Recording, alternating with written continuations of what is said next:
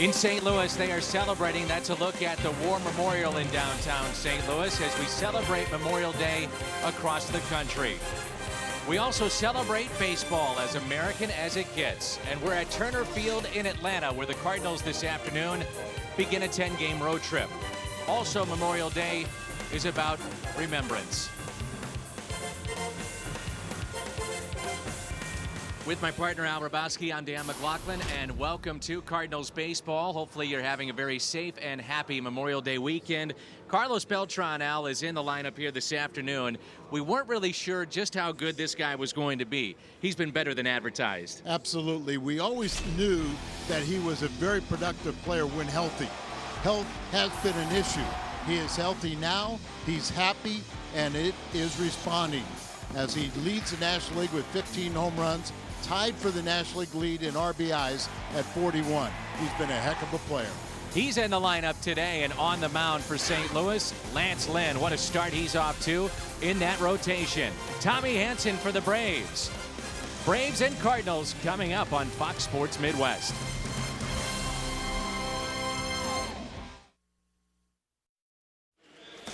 You may remember that Turner Field was originally built as Centennial Olympic Stadium back in 1996 and then converted for baseball. Good pitching matchup here today, Al. Lance Lynn, he won his first 6, then he ran into Atlanta Braves, and it was Tommy Hanson who opposed him. That's his only loss of the year. Hanson pitched better on the road. So Tommy Hanson, Lance Lynn, right-handers, Braves, Cardinals coming up. It was just 2 weeks ago the first place Atlanta Braves swept the Cardinals at Busch Stadium. Since then, though, the Braves have lost 10 of 14. Lance Lynn, tied among the league leaders in wins, gets the start this afternoon. The St. Louis Sluggers are all set for the first of 3 down in Dixie. Cardinals and Braves, Memorial Day. It comes your way next.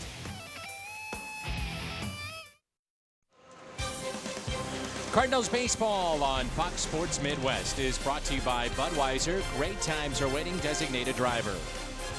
By your Mid-America Chevy dealers, the #1 selling brand in St. Louis. Find us at stlchevy.com. By Dobbs Tire and Auto Centers, #1 for quality tires and expert auto service. And by Steak and Shake, just no equal. Sun is shining here in Dixie, Turner Field. Big crowd on hand this Memorial Day. And you can join Major League Baseball in helping those veterans who have done so much to help us. Log on to mlbcommunity.org or welcomebackveterans.org for more information on how you can make a difference. And for games today and the 4th of July, all clubs are wearing special caps, and you can get authentic replica caps. They are available for the public with 100% of MLB's proceeds committed to Welcome Back Veterans, which is a wonderful program. Kent. Let's take a look at Mike Matheny's lineup. Cardinals salvaged a game over the weekend against the Phillies. For Cowell, Schumacher, and Holiday. Beltran, Adams, Molina, Descalso, Green, and the pitcher Lance Lynn. Cardinals face 6'6" right-hander Tommy Hanson today. Well, we mentioned this is the rematch of the May 13th game, where the only defeat that Lance Lynn has suffered. Tommy Hanson was the winner of that game. He only went 5 innings. Got off to a little slow start. Many people believe he was wasn't trusting his right shoulder that forced him to disable it a couple times last year. But now he's starting to believe in it and throwing much harder.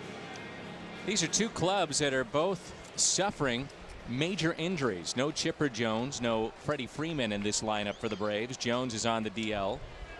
Freeman is out with an eye issue. And the former Brave that was a Rookie of the Year back in 2000, Rafael Furcal, looks at a strike. Ralphie playing like he did back in 2000. Just having an outstanding season and really contributing. And an 0-1 pitch by Hanson. Taken low. Jerry Davis, St. Louisan, is behind the plate calling the balls and strikes. Greg Gibson, Phil Cuzzi, and Manny Gonzalez. The 1-1 pitch. Hanson always has that little deceptive fastball is he really short arms the ball and then the ball jumps on top of you. 51 strikeouts in 57 2/3 innings. The strikeouts have piled up, but he has not gone deep into games. He's not gone further than 7 innings in any of his starts this year. That includes a start against the Cardinals in St. Louis. He only lasted 5 innings in that game. Did win it, 5 hits, but walked 3.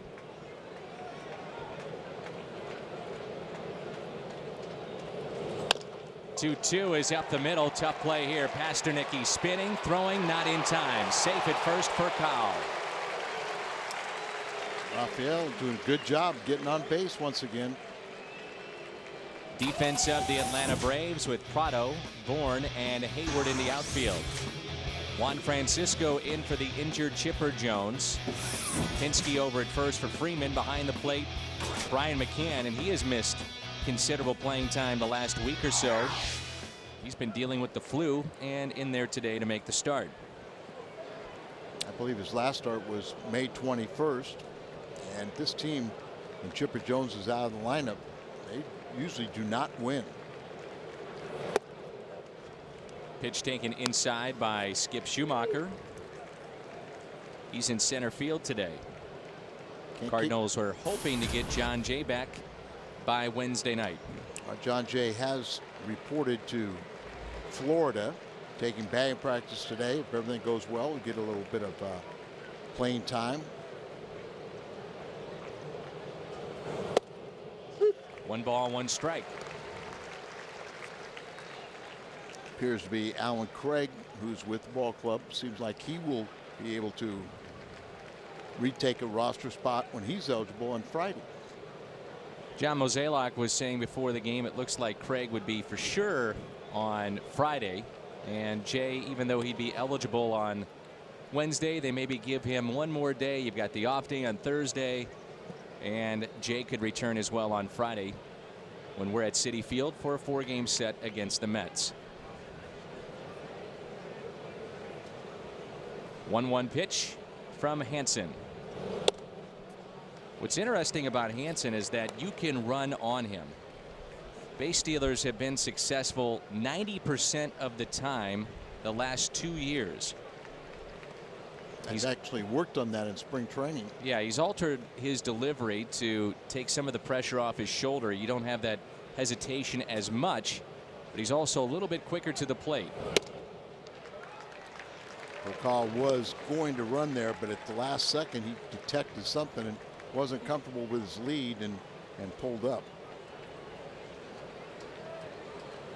It's not stopping and pausing as much at the top and smoother towards the plate as they altered his delivery. Would be running here on the 3-1 count.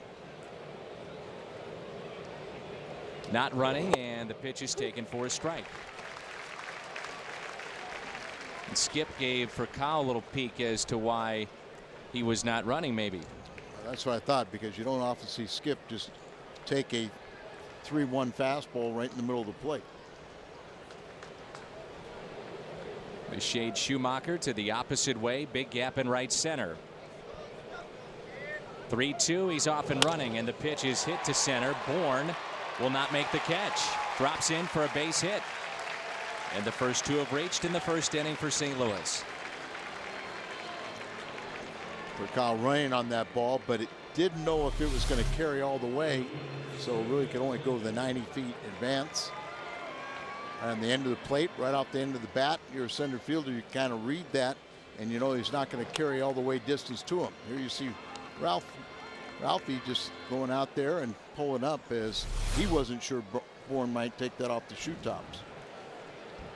After the slow start, Matt Holliday has been one of the hottest hitters in this lineup, overall batting .267. He's now up to 10 home runs and 32 RBIs.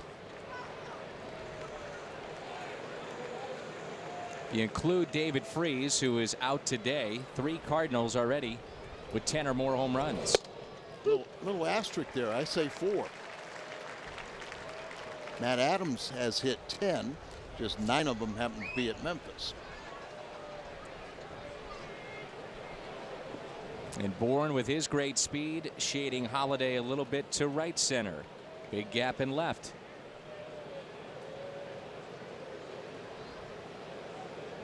Oh, 1 pitch. 0-2. Mentioned Hansen last year had 2 stints on the disabled list with his right shoulder being the problem. And they say this started the season, was a little tentative, not really trusting that the shoulder was completely healed. But of late, there's a little more confidence in his fastball.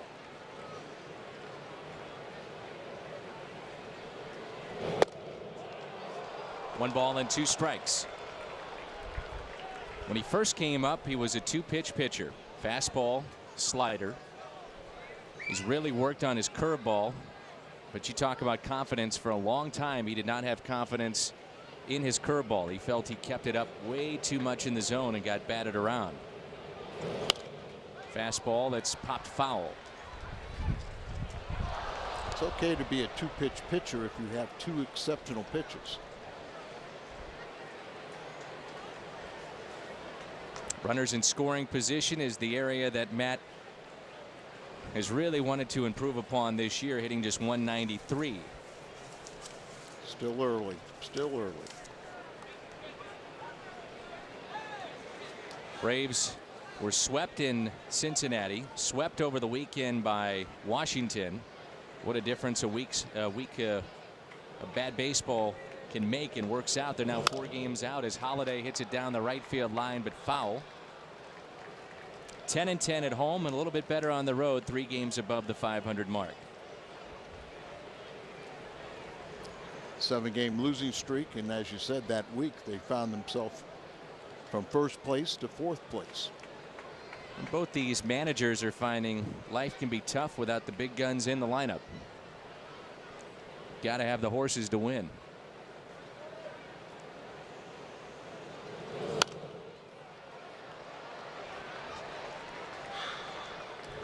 It's always been that way, Dan. Players have to produce. Manager, I think, can only win you a handful of games, but he has a chance to contribute to every loss.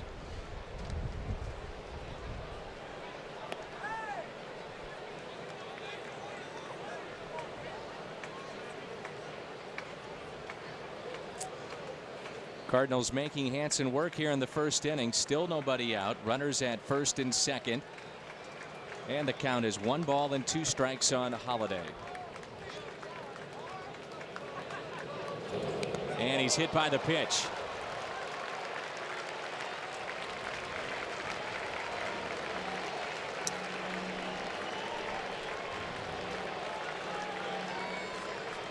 Hansen not helping his own cause. An infield single. And then now he hits, and they're going to come out. Roger McDowell, the pitching coach, coming out to talk to his starter.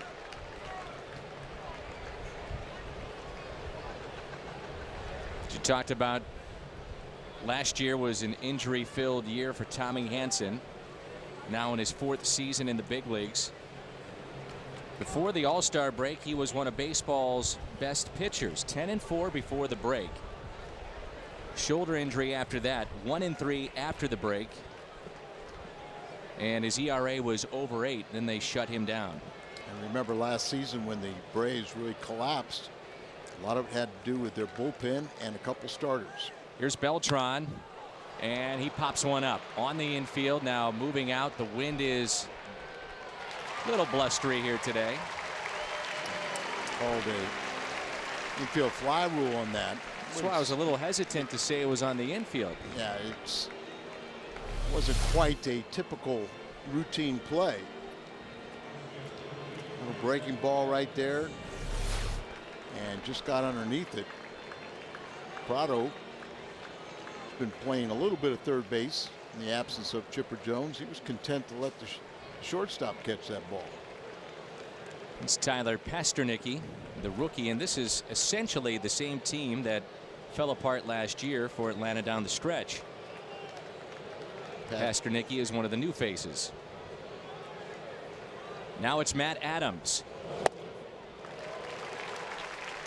Mike Matheny saying before the game that Adams, one of the things they love about him, for a power hitter, big guy, short stroke, and he's quickly made adjustments even at this level. Told me the other day he was feeling comfortable, like he was same way he felt at Memphis. 0-1 pitch. Strike two. There's a good curveball. That's really the difference. You may see a little more consistency. Pitchers throw the ball where they want it, but the rest of it's between the ears. Trying to understand this. Okay, maybe just one more level of decking. Dimensions are the same.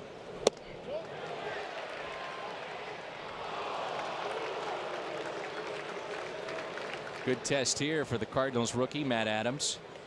Picked up his first major league home run yesterday. And if you're wondering, he did get the baseball. Jim Hayes will have more on that story in the third inning. One of the things a young player has to know is the strike zone. 1-2 pitch. Adams check swing and he went. It's a strikeout.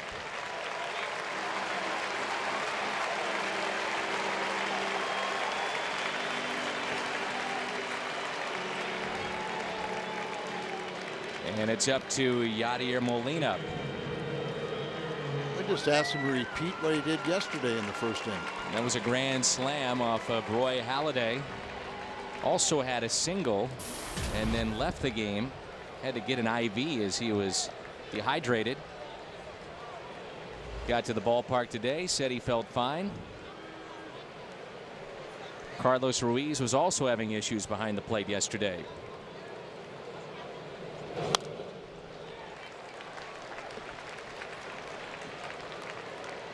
In his career with the bases loaded, that's now 3 grand slams, and he's driven in 74.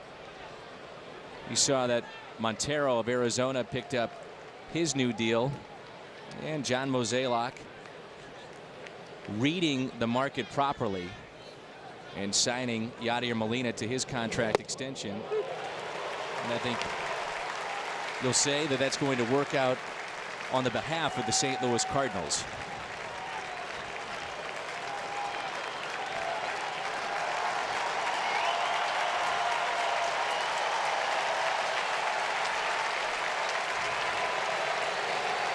Something's going to give right here.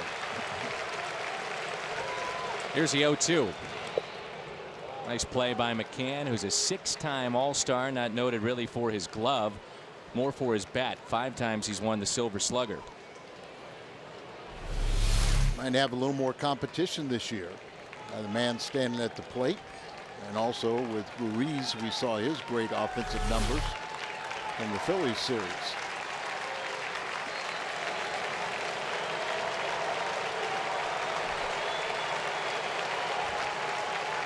The 1-2 to Yadi. Good cut.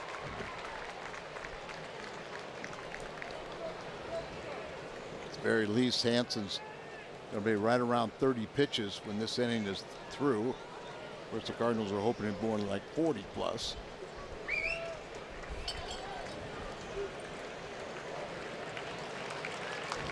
That's part of the reason why he hadn't been going deep into ball games either.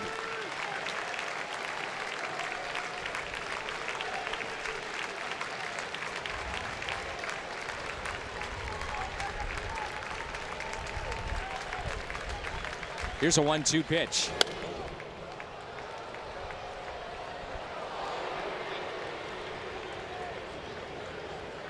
McCann is slow to visit there with Tommy Hansen. Really odd the way that this foul ball finished up. He may have been crossed up and lucky that he didn't get hit. And he says, all right, let's go talk this one over and get on the same page. Just the way he, in the foul ball, it did not hit him. It was just, he was expecting a different pitch.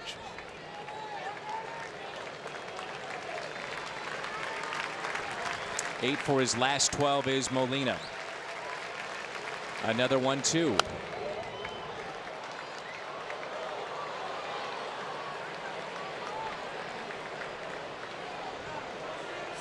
The long man for Freddie Gonzalez, guy that's been around forever.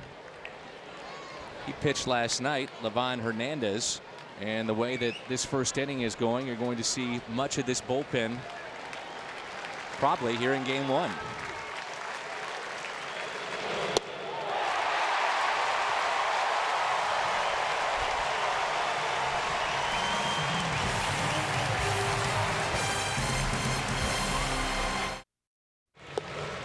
During the losing streak for the Atlanta Braves, and they are 2-8 in their last 10, 7 straight losses. The offense has not produced, and there's a look at the starting 9 for Freddie Gonzalez.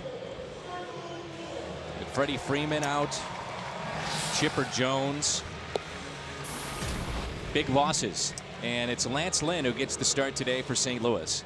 His lone loss was at the expense of Tommy Hanson and the Atlanta Braves. So that was the first time, after winning the first 6 games, first time he allowed more than 1 run in a ball game.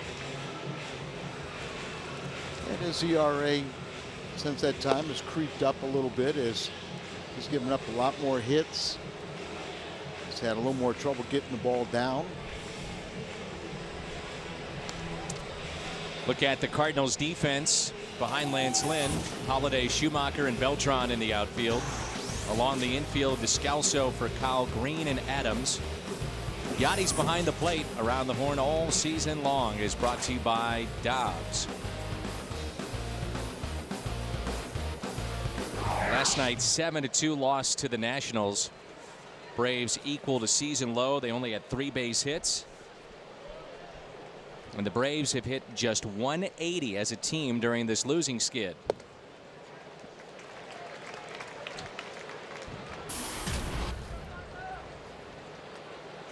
Speedster, you want to keep him off the bases. Michael Bourne looks at a strike. 1 ball, 1 strike. Among the league leaders in just about every category for leadoff men. On the season, he's hitting .305. Pops one foul and out of play. Mentioned that Descalso is playing third base today. And David Freese, as reported on the pregame show, is dealing with a sore wrist. So Descalso at a spot he's familiar with, and that's third base. Backs up now a step or 2 with 2 strikes on Bourne.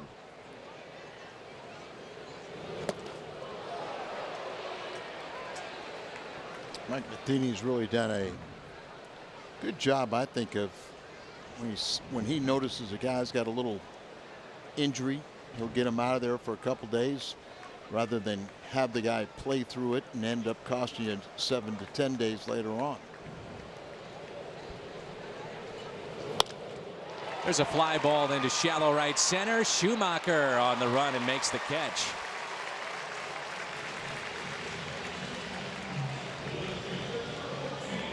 That catch-22, you're constantly told to keep the ball down.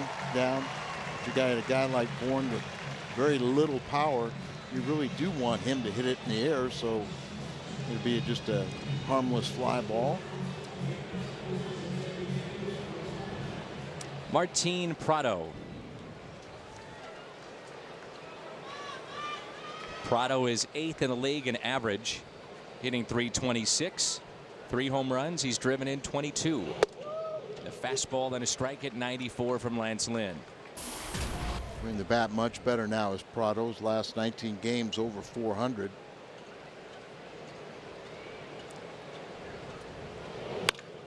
It's a line shot and a base hit past the diving Furcal.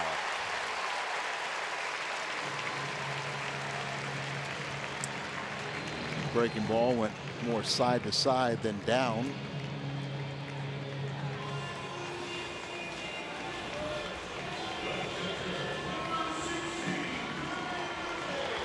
When you're saying side to side, Al, you're talking about something then that's flat. Much flatter as Furcal, who's made some dandy plays. Shortstop there gave you the great effort, but ball really hit hard and scooted past him. An aspect of the Cardinals defense that has stood out, double plays. Much of that due to the fact that Furcal's at short. McCann is a switch hitter. And they've got a shift on this side of the plate. Cardinals, by the way, have turned 50 double plays, second most in the National League.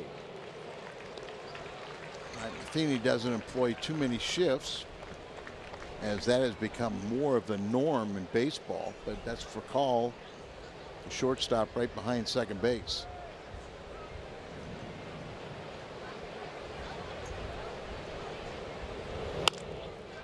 And he hits it the other way, but Descalso from shortstop in that position makes the catch in foul territory, 2 outs.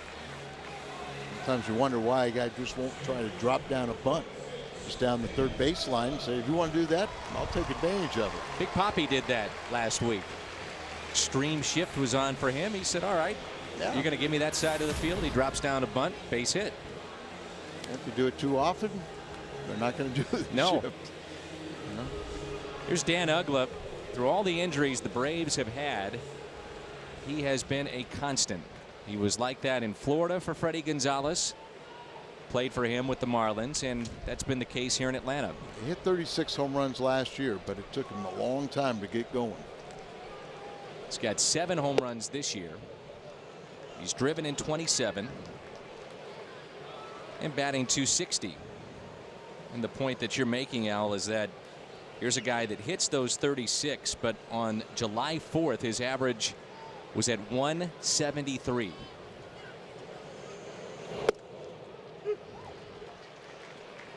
He ended up at 233, and like you said, it did a lot of damage. But at that point in time, then all of a sudden, their starting pitching was in shambles. They overworked their bullpen, and the Cardinals were able to catch them. 21 of the 33 home runs were hit after the All-Star break.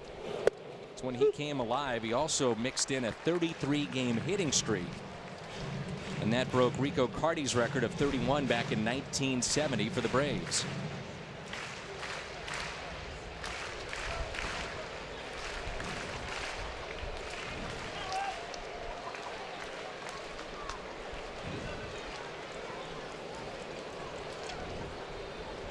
Here's a 1-2 pitch on its way. A strikeout with the fastball. Uggla couldn't pull the trigger. The first strikeout for Lance Lynn. USAA would like to recognize our American military members here at the stadium today. Last Monday of May, Memorial Day, remembering those that have served the United States Armed Forces. Had a very nice ceremony before the game. Both teams took part in it, and World War II veteran was recognized, as well as so many of our current members of the service. Descalso, Green, and Lynn. You may remember in the start by Hansen in St. Louis, pretty much the same thing just happened. Cardinals had him on the ropes early on. They couldn't score, and then Hansen settled in. In the air out to left. Prado. One away.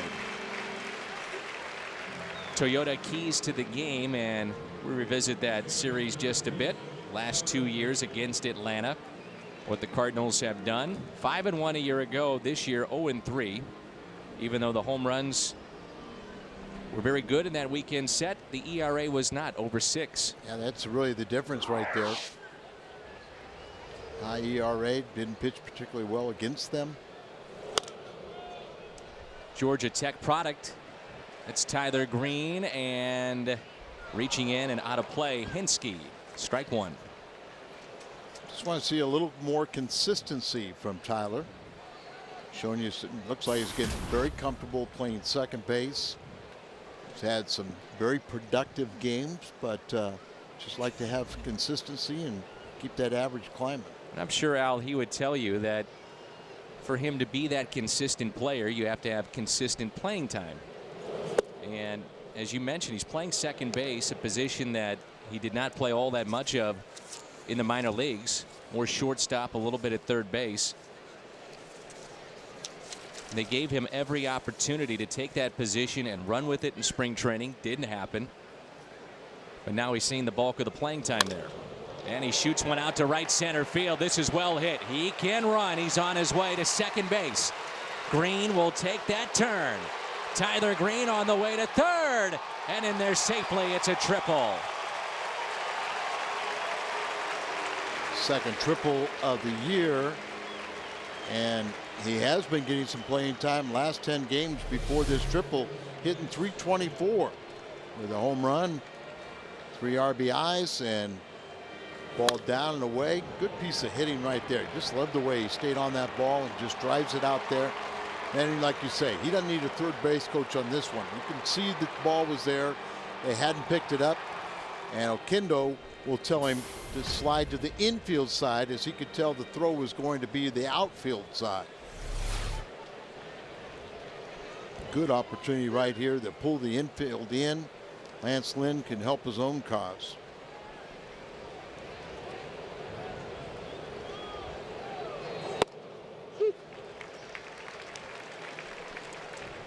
Lynn is hitting .143. 3 for 21. And we've seen, for the most part, it seems like he does put the ball in play.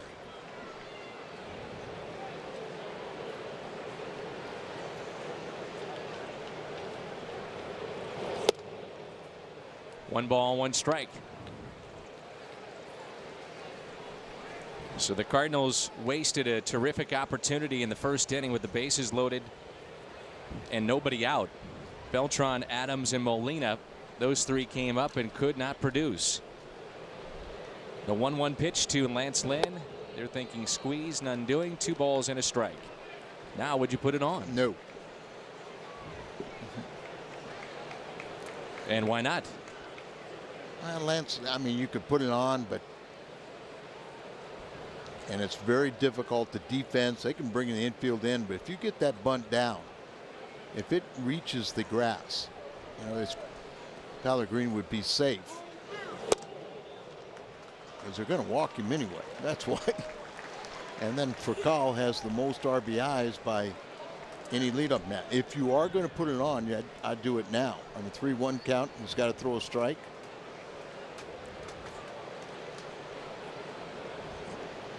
Can also do a safety squeeze. Obviously, that big body of Lance Lynn.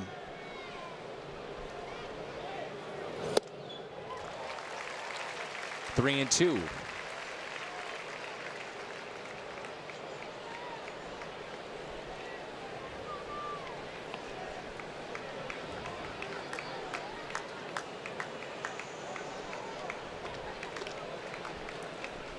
Tyler Green, the runner at third base, and the 3-2 pitch. Good cut.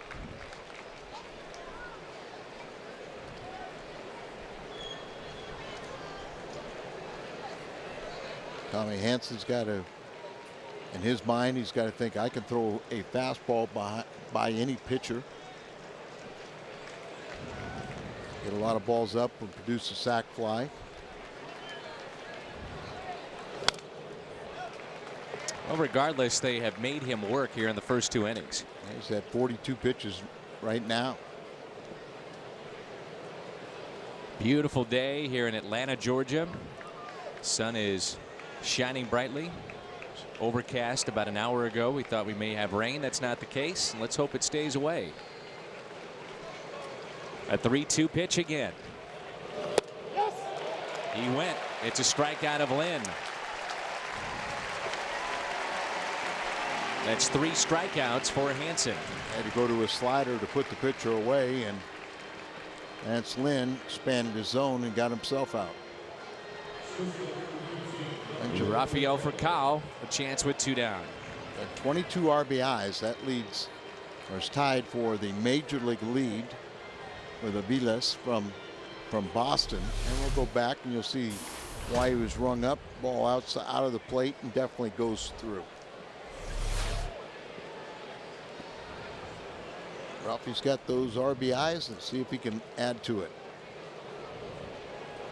Furcal trying to slap it the other way. something these fans know all about. When he was the Rookie of the Year in 2000 with the Braves, he made the jump from A-ball all the way to Major League Baseball, and he was asked about that jump, and in his mind he said it was no big deal.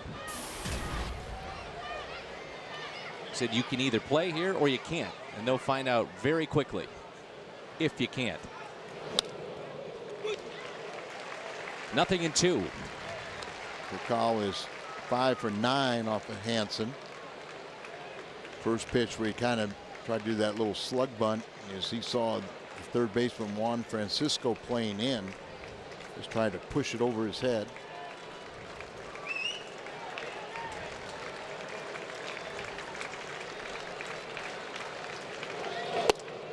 Strikeout of Kakal. Hansen already has struck out 5.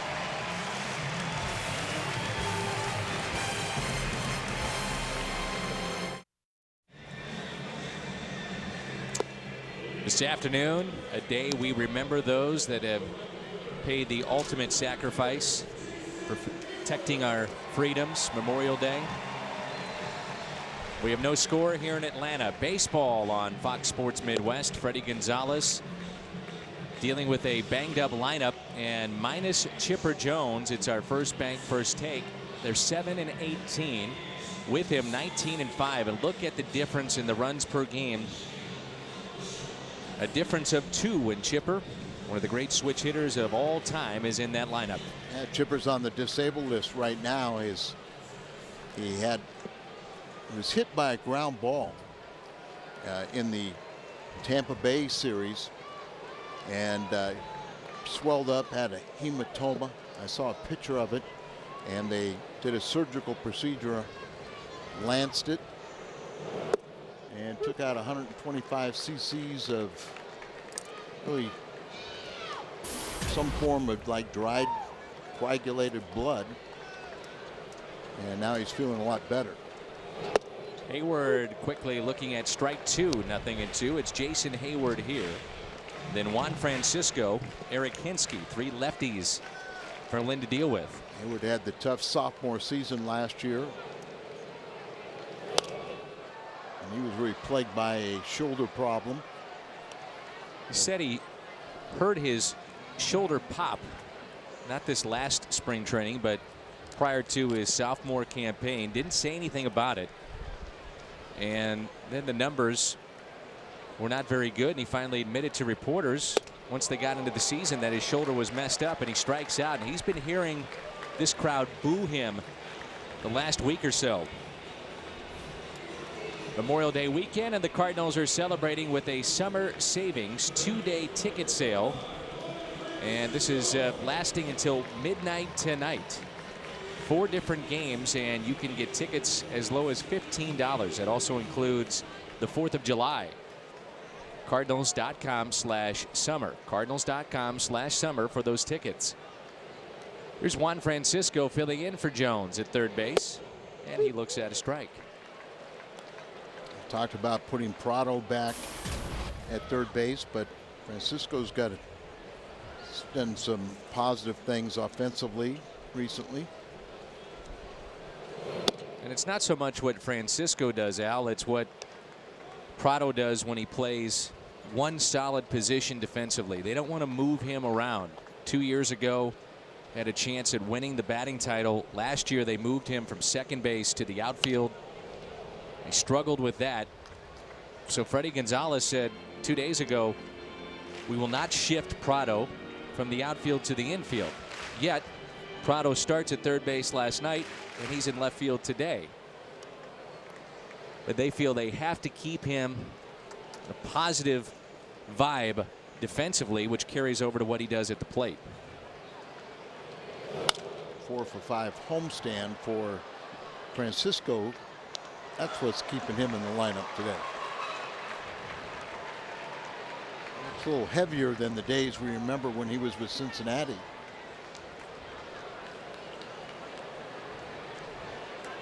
Come down to Atlanta. Always Cardinal fans here with the reach of KMOX radio network.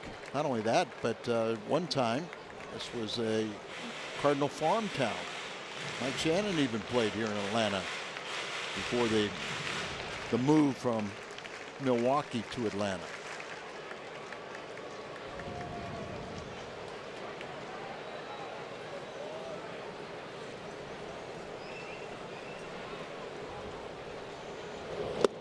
A swing and a miss. That tails away. Strikeout for Lance Lynn. Number 3. And Lynn with 55 strikeouts this year to lead the Cardinals. MLB.tv. Take the Cardinals with you. Vacations, work, whatever the case may be, visit Cardinals.com. MLB.tv, where baseball is everywhere. Here's Eric Hinske, who's starting at first base and tries to bunt his way on. A shift for Hinske. Had the shift on him, so Hinske, who's 0 for his last 7, side away. We'll show you the easy hit. And you see that at shortstop, that's the third baseman, Descalzo, so he just tried to bunt it down the third base line. Hinske filling in for Freddie Freeman, who's been battling a vision problem. And his vision, it's an odd issue. It's essentially what he has is a dry eye and can't produce tears. You see him with glasses right now, but it's also caused blurry vision. Good jam shot. Who wants it? It'll be Adams. He's got it. In a 1-2-3 inning for Lance Lynn. Schumacher, Holiday, Beltran coming up, and the best part of that, Jim Hayes as well. Cardinals baseball on Fox Sports Midwest is brought to you by MyKiaSt.Louis.com. And right now at Jack in the Box, you can try the new Chicken Club Combo for just $4.99 plus tax. Turner Field in Atlanta on this Memorial Day. Skip Schumacher, Matt Holliday, and Carlos Beltran for the Cardinals. No score. Jim Hayes has joined us, and we noticed once we got to the ballpark, James, that David Freese not in the lineup. Nothing serious, but yet it is a lingering issue with his hand. It's a sore right wrist. Came out of yesterday's game because of it. Mike Matheny wanted to give David today to rest. He said Freese actually expected to be in the lineup today. David said he hurt the wrist last week in a headfirst slide into a base, but he's not concerned that it's anything that will linger. 1-1 pitch. Strike to Skip. Remember, it was Scott Linebrink, who's now with the Cardinals, that hit David Freese May 1st of last year with a fastball, and it caused the issue of breaking the bones around the wrist and the hand. And Skip waves at it and strikes out. Linebrink has been out with capsulitis, but has been playing catch pain-free. And the next step for him is to move to 120 feet, and they hope at some point we'll see Linebrink back in the bullpen for St. Louis. It's 5 strikeouts for Hansen. Here's Holiday. You would think that the veteran leadership that Linebrink could provide would be a real boost to the bullpen. Holiday rips it into left center for a base hit. Hit by a pitch his first time, a single here. Fans can chat throughout our telecast today. It's Jack in the Box Ask the Expert at FoxSportsMidwest.com, and Rick Horton is there at FoxSportsMidwest.com. Well, the Cardinals back in the first had the bases loaded and Beltran up with nobody out and could not score. Popped out to short, and then back-to-back strikeouts for Hansen.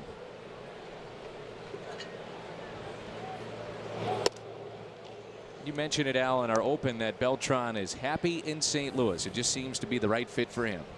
No doubt about it. You know, he said he wouldn't trade his experience in New York, and I think we're going to find a little bit of what he was talking about. But all the negativity that surrounded the New York baseball Mets, you know, he said it wore on the players. One of the biggest things, he had a big smile on his face, and he said, my wife really enjoys St. Louis. And a big smile, and we all know that hey, when the wives are happy, it translates to happy dads and good ball playing. Here's a 1-1 pitch. He's also been healthy, which is probably the biggest key for his resurgence this year in the National League. No doubt about it. I thought it was a real good signing by the Cardinals because it was only 2 years. You know, he's been hurt so much. There's no doubt when he's healthy, he's a productive ball player, but I think he's surpassed all of our expectations. The knee issue is something that he'll deal with on a day-to-day basis. On the last road trip, you guys will remember, it looked like he was having some issues when playing defensively, but he looks a lot better of late. He mentioned to me the other day that Terry Collins, had the idea at the beginning of their season in New York that Beltran would play right field, and he actually went to Terry Collins to ease any tension and said, look, I'll play right field. Don't worry about it. Pagan can play center, who's now with San Francisco. But he has really tried to be a team first player. He said, I know people expect me to play center at that time. The contract as such was a big one, over $100 million, so you're expected to play center and hit a home run every time you're up. The 3-2 pitch floats in for a ball. Beltran had to hesitate, and it's the first walk issued by Hansen. That brings up a very good point about the communication of manager to player. And another reason why it's such an easy transition for Mike Matheny, because he's such a good communicator. And I think the first thing that happens in communication is you always have to be honest with your players. And I think that's the only thing Mike knows. Matt Adams, 2 runners on. Shift is on for him. Does that surprise you, Al? We've got a guy that has been in the league now 8 days. And they figure, all right, let's do it. Let's put the shift on for Matt Adams. More and more ball clubs are doing this, and it seems like it's always predominantly left-handed hitters. But you're right. I mean, who's got a book that's going to say that he's constantly hitting the ball on the ground to the right side of the field? And maybe his minor league numbers may say that, but this is the big leagues. And you've got pitchers that are pitching a different way. I mean, a lot of times, we watch the defense position one way, and then the pitching staff pitches against the defense. There was a breaking ball, which you would assume he would probably pull. So that was fine. 1 ball and 2 strikes on Adams in the dirt. Cardinals have loved the fact that Adams, small sample size, but he's really made the adjustment in their minds to the changeup. Remember when he first came up, those first few games, it was changeup after changeup. And predominantly in his minor league career, he didn't chase a lot of balls, didn't walk all that much, but they think he's been very patient so far. The 2-2. Puts it in play. Slow roller right side. And who's at the bag? Safe! Adams is safe. He beats it out. Lumbering down the line. And the bases will be loaded for the second time in this game for Yadier Molina. Well, you stack the deck on the right side, and then nobody really knew who to take it or who's going to take charge.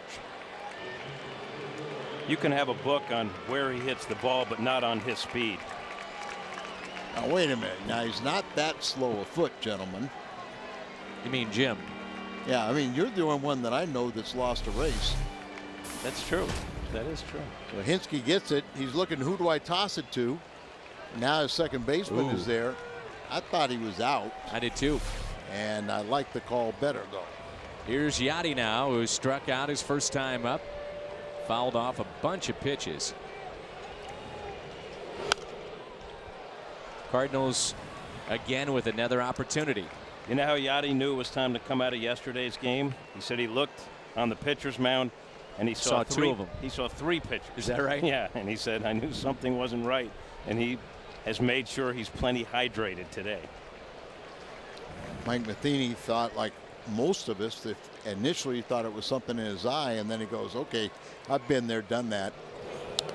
That gets away from McCann. Here comes the runner. Play at the plate. Save! Holiday scores, and it's 1-0 St. Louis. Aggressive play by Matt Holliday, and it pays off. And Hansen having words with the home plate umpire, but from us and our vantage point, it looked like he was indeed safe. I thought the ball got there ahead of him, but he slid underneath the tag as it took a little time for the tag to come down. So here's Matt, and it's all about that secondary lead, anticipation. Yeah, he missed the tag. So good call. Jerry Davis with our call right there. You can see his toe goes across the plate before he tags him. A pass ball charged to McCann. Runners advance to second and third on the play as well, with one out here in the top of the third.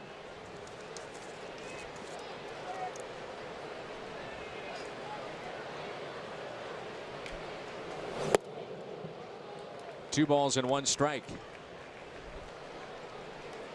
Molina has been one of the hottest hitters in this lineup, hitting .303 on the season with runners in scoring position.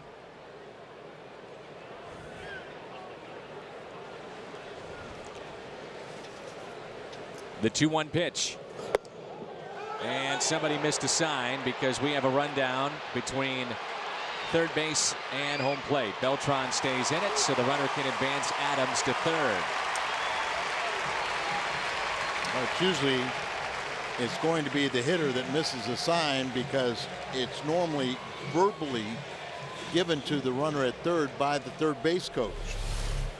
Used to answer.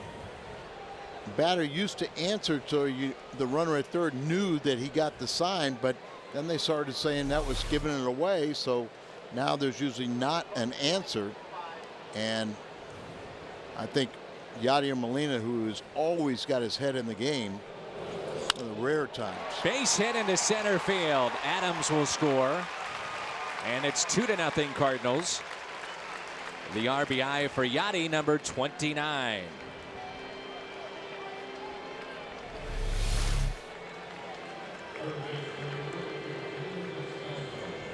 Little slider, and it kind of hangs up a little bit. Not a bad pitch on the outside corner, but I think Yadi trying to atone for the possibility that he missed the sign. He threw his bat down on the way to first, let you know that maybe there was some frustration from that. Or maybe the fact that he picks up a base hit and easily 2 runs would have scored instead of just 1. And now it's Descalso, flied out to left.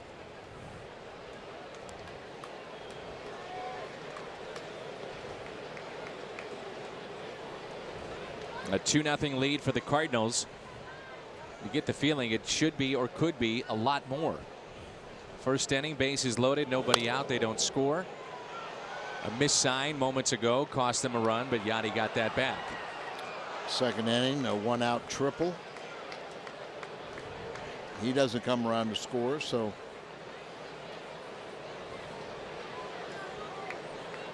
can't do anything about the stranded runners from innings 1 and 2. Even with Descalso hitting from the left side, they've got Pasternicki, the shortstop, playing very close to the bag at second. And Francisco, even with the bag at third, already 69 pitches on the day for Tommy Hansen.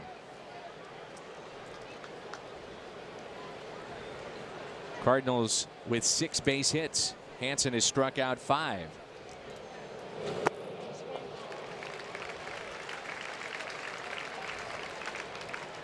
Tommy was the opening day starter this year for the Braves. Youngest opening day starter since John Smoltz. Smoltz was 23 in 1991 when he made that start. Hansen 25. Tim Hudson, remember, he spent opened the season on the disabled list. We'll see him on Wednesday. Here's a 1-2 pitch on its way. Like Hansen a couple of times is trying to take a page out of the book of Livan Hernandez. The very slow breaking ball and the variances of his speeds.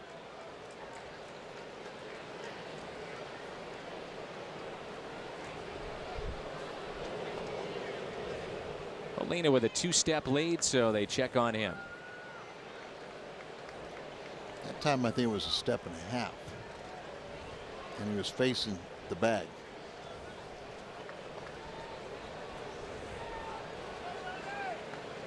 Here's a 2-2.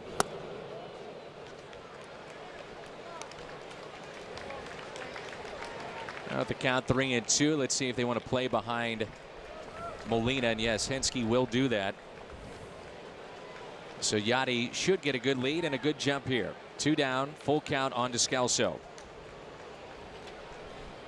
There he goes, and it's hit out of play.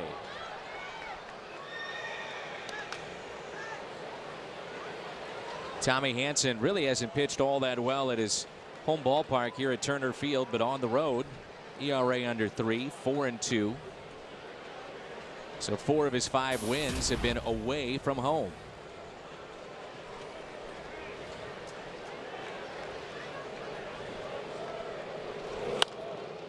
We'll do it again. I remember talking with John Smoltz, and he said it took him 8 years, in his opinion, to finally figure it all out. Mechanics, situations, how he wanted to pitch guys, just how he felt. He said, when I see Tommy Hanson, I see a guy that if he stays healthy could be one of the next greats to come out of Atlanta. That's pretty high praise from John Smoltz. They'll retire his number in about a week or so here. That is crushed. Right field. Descalso with a home run. A 2-run shot. And it's 4-0 St. Louis. Daniel with his second home run.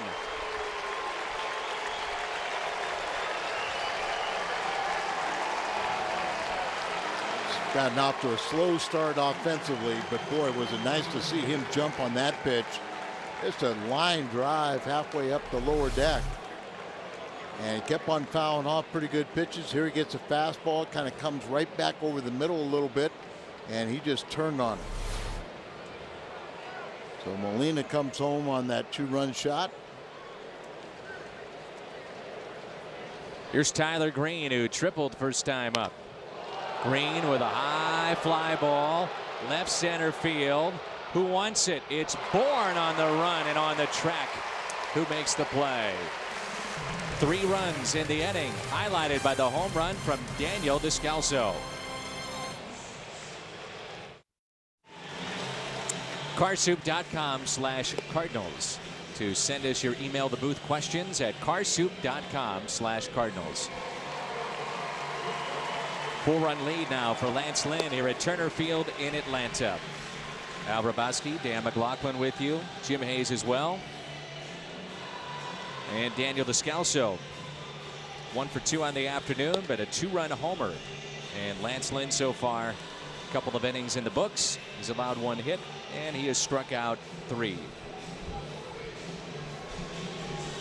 Saw Matt Adams, Jim, with an infield hit.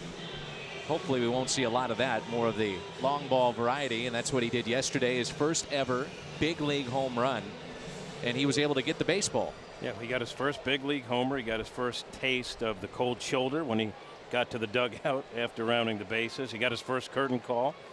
He said he wasn't sure what to do, wanted to get approval from Mike Matheny before he went out for his curtain call, but he did get the baseball back with help from the clubhouse guys. Had to give an autographed baseball and a promise that they could come back at another home game, meet him, and get an autograph back. So it worked out well. He has the ball, and he sent it to his family. Here's Tyler Pasternicki, the shortstop, who looks at a strike. Molina had to call time before that first pitch to get the attention of Skip Schumacher. They wanted to move him more into right field. And I saw Chris Maloney move Beltran in right field towards the right field foul line. The Pirates have taken an early first inning lead over the Reds, 2-0. Pedro Alvarez with an RBI double.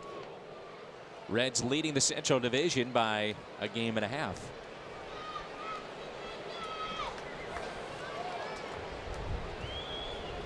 Lynn seems to get better as the game wears on. Little flare into right, and the catch is made. Tyler Green. Innings 1 through 3. ERA is 4. the middle of the game, the ERA is barely over 1 as he settles in. Used to always talk about great pitchers. You had to get them early in the game before they'd settle in and just put up zeros. Tyler goes back on this ball very confidently and corrals it. Not that you would have seen it on that play, as the pitcher Tommy Hansen looks at a strike, but they have 2 different grasses here at Turner Field. They've got a new infield, which is a lighter color, and because of the extreme weather, the heat that they can get in Atlanta, the outfield has stayed the same, but it's been cut a little differently, and the players during BP were commenting in the outfield about on singles or any ball that's hit on the ground, make sure you keep it in front because the ball has been snaking back and forth, right to left, and even the Braves outfielders have had issues with that. They had a couple of misplays last night in their ball game. The interesting thing is that the infield is the new part. They put that in there to slow the baseball down. It was notoriously fast. To help the pitching staff, they put in this grass, and they wanted to test that before they put in the outfield. But apparently the way the outfield grass is cut, some balls have been adventures for some of the outfielders because of the snaking action.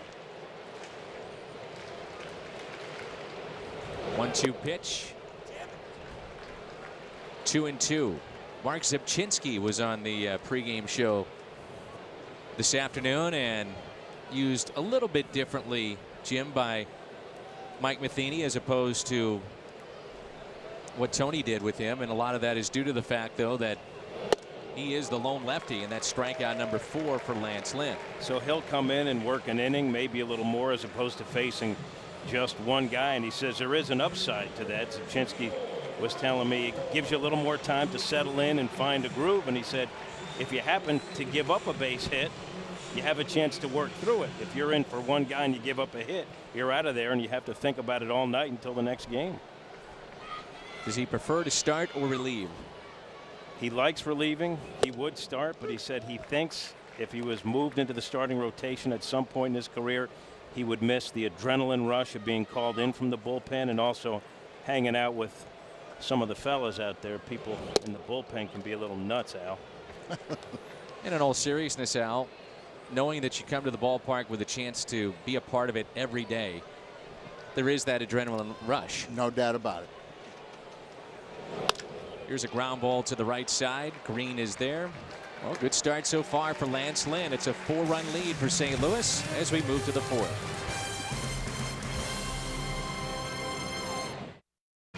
And Lynn is trying to improve to 8-1, filling in for Chris Carpenter. Carpenter has been running and working out back at the stadium. Little light throwing. What a difference that can make to get a healthy Chris Carpenter for a stretch run. That's it. It's almost like making a major trade. Getting a guy that everyone has confidence in. And you don't want to see Carpenter hurt, but it's a blessing in disguise possibly with all the innings that he threw last year because of the postseason. Yeah, possibly. And you know, whether Lance Lynn will stay in the rotation or he'll go back and be a valuable component to the bullpen. And you were talking about the bullpen, Dan, and really when you talk to sometimes starters get in their mind they're demoted to the bullpen, but once they get down there and if they're used on a consistent basis, they absolutely love it because of that chance to compete every day. 1-2. Lance Lynn, a difference maker in postseason play when he thought his season was over. Everybody did, because we did not anticipate Cardinals getting into postseason. He was activated for the championship series and was used quite frequently. Well, you and I have talked about it before, and there's a 6th strikeout for Tommy Hansen, but when Tony La Russa would say he would never anoint Mott the closer, in our mind during that period of time when Lynn was on the disabled list with the oblique, we kind of felt it was because when he got healthy, they were going to put him as the closer. And that was the plan. Yeah, and so once it went into postseason, then it wasn't really fair to do it at that time. But very quickly, Lance Lynn became the eighth inning setup man. And Mott by that time had taken that role and run with it, had established himself as the closer. Tony always said, you know, I don't want to put any additional pressure on him by naming the closer. Here's Furcal and a high drive out to deep right field, and this ball is gone. It's a home run. Rafael Furcal with a solo shot. That's number 4 for the Cardinals shortstop and the former Brave. It's number 4, his first left-handed. Al, on this date in 2003, Furcal, Mark DeRosa, and Gary Sheffield hit home runs in the bottom of the first. Boom, boom, boom. It's only been done twice. And Rafael Furcal, with 2 hits today on Memorial Day, he must love the United States of America because he's hitting close to 500. Nicely done by the Cardinals shortstop. Tried to sneak one inside on him. He leaves it out over the plate, and boy, he gave it a massive ride. That wasn't the slap and hit swing from the left side we're accustomed to. He was geared up looking for that fastball and deposited it in the seats. Skip's looking for home run number 1. There's even talk that the Braves last offseason would look to bring back Rafael Furcal. And you might remember it was 2 years ago. Looked like his time with Los Angeles would come to an end. There was reports that there was a verbal agreement with Frank Wren, John Sherholtz, and the Braves for Furcal to come back. And at that time, the Braves said, we will never deal with his agents again. I don't know if you remember that story. Yes, I do. And he wound up going to Los Angeles and eventually winds up in St. Louis. Frank Wren is pictured there, the general manager of the Atlanta Braves. They did not want to give a long-term deal to a shortstop because they have 2 that they really like, Pasternicki and another one that's in the minor leagues. I think it's Simmons. Young, very talented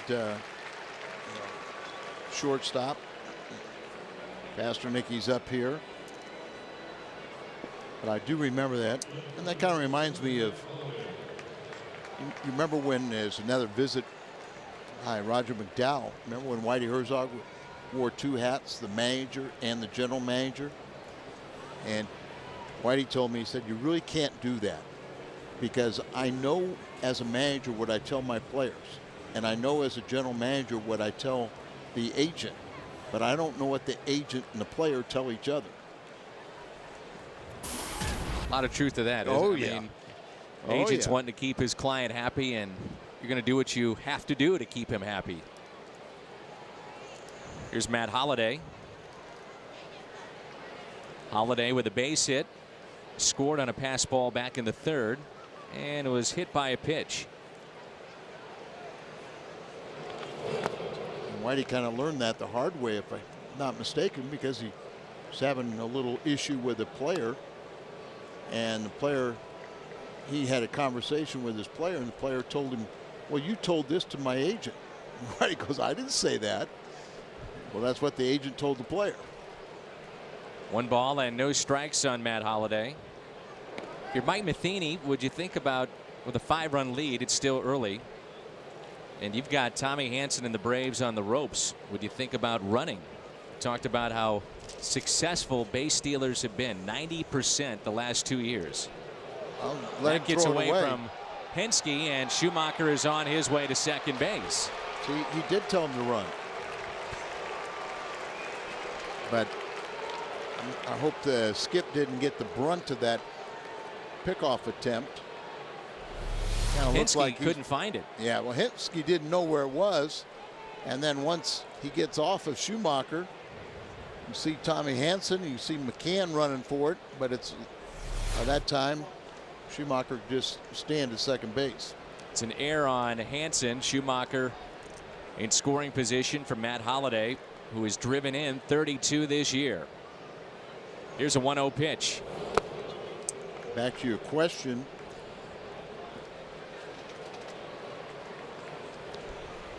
So we talked about earlier, the 3 players with 10 or more tied with the White Sox will see Chicago in interleague play this year. But when you have a lead and it is 5 runs, it's still early. So you still are allowed to press the issue. Clubs get a little upset when you get into the 8th inning and have a big lead, but today's baseball, what lead is comfortable? What lead is safe? Right. Year started with an auto accident suffered in spring training by Tommy Hanson as he walks Holiday. He blew a tire and bumped his head on his way to the Braves Disney World complex. Suffered a concussion, and as you talked about, he was still trying to come back from the shoulder injury that plagued him last year. They've got a right-hander, Chris Medlin, was so effective a couple of years ago, getting set to come in. So Freddie Gonzalez will make the move. That'll be it for Tommy Hanson.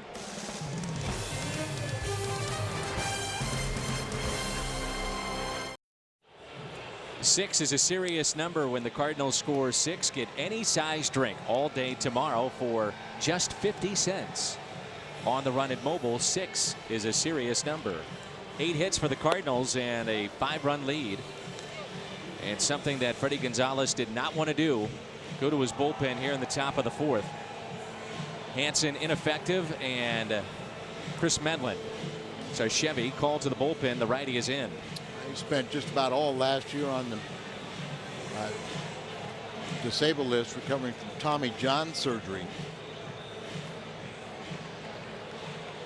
Retired 14 of the 18 first batters he's faced. He's inherited 10 runs this year. 4 of them have scored. 3 of them came in on a grand slam that he gave up to Mesoraco of Cincinnati. And the first pitch is a strike. Medlin is a battler. He's a guy that was a 10th round pick by the Braves in 2006.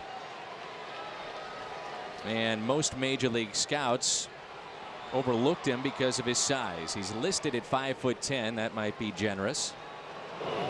Fastball is in the low 90s, so he's not what you would call that prototypical power guy, but here he is. He has fought his way to Major League Baseball and fought his way back from a career-threatening injury, the Tommy John surgery that you spoke of. His father Howard was the former baseball coach at Marshall University, and an older brother Brad. This is slapped the other way, a liner, and caught by Prado. Runners return to second and first. Brother Brad played in the Florida Marlins, the Kansas City Royals organization. Braves felt that not all was lost last year in that final series against the Phillies, in which the team lost their chance at postseason play, but Medlin came back and pitched in that series and was able to go into the offseason knowing that he had made it back. It was 8 up and 7 down over 2 1/3 in crucial spots. I mean, yeah, the season was on the line, and Freddie Gonzalez used him in the 9th and 10th. Remember, their core bullpenners were all just going on fumes, so he was reinstated from the DL on September 24th. Made 2 major league appearances, and as you said, the most important thing that convinced him that he could have a normal offseason. You know, he was fully recovered from the Tommy John. Fastball, a curveball, and a changeup. The changeup is when he hurt himself in spring training.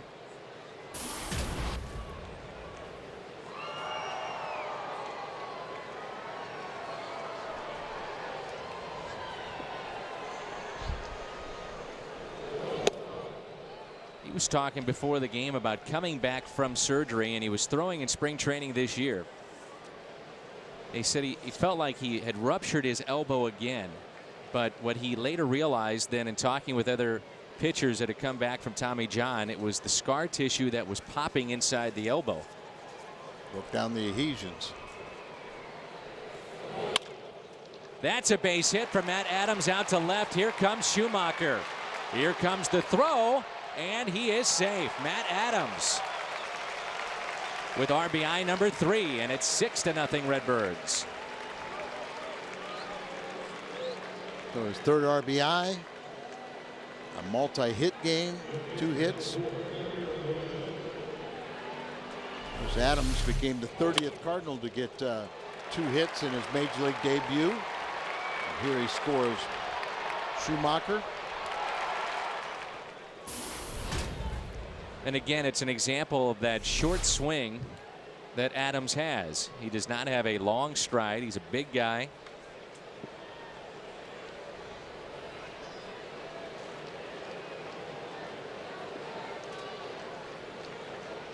Medlin's best pitch is that changeup, and that's what Adams saw a lot of. There it is again.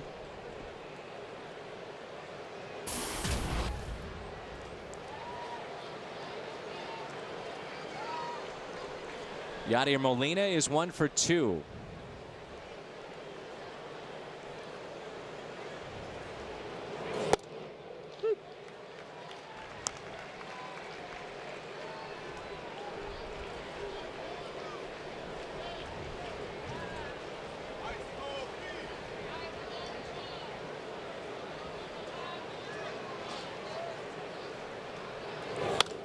And a ground ball hit to second.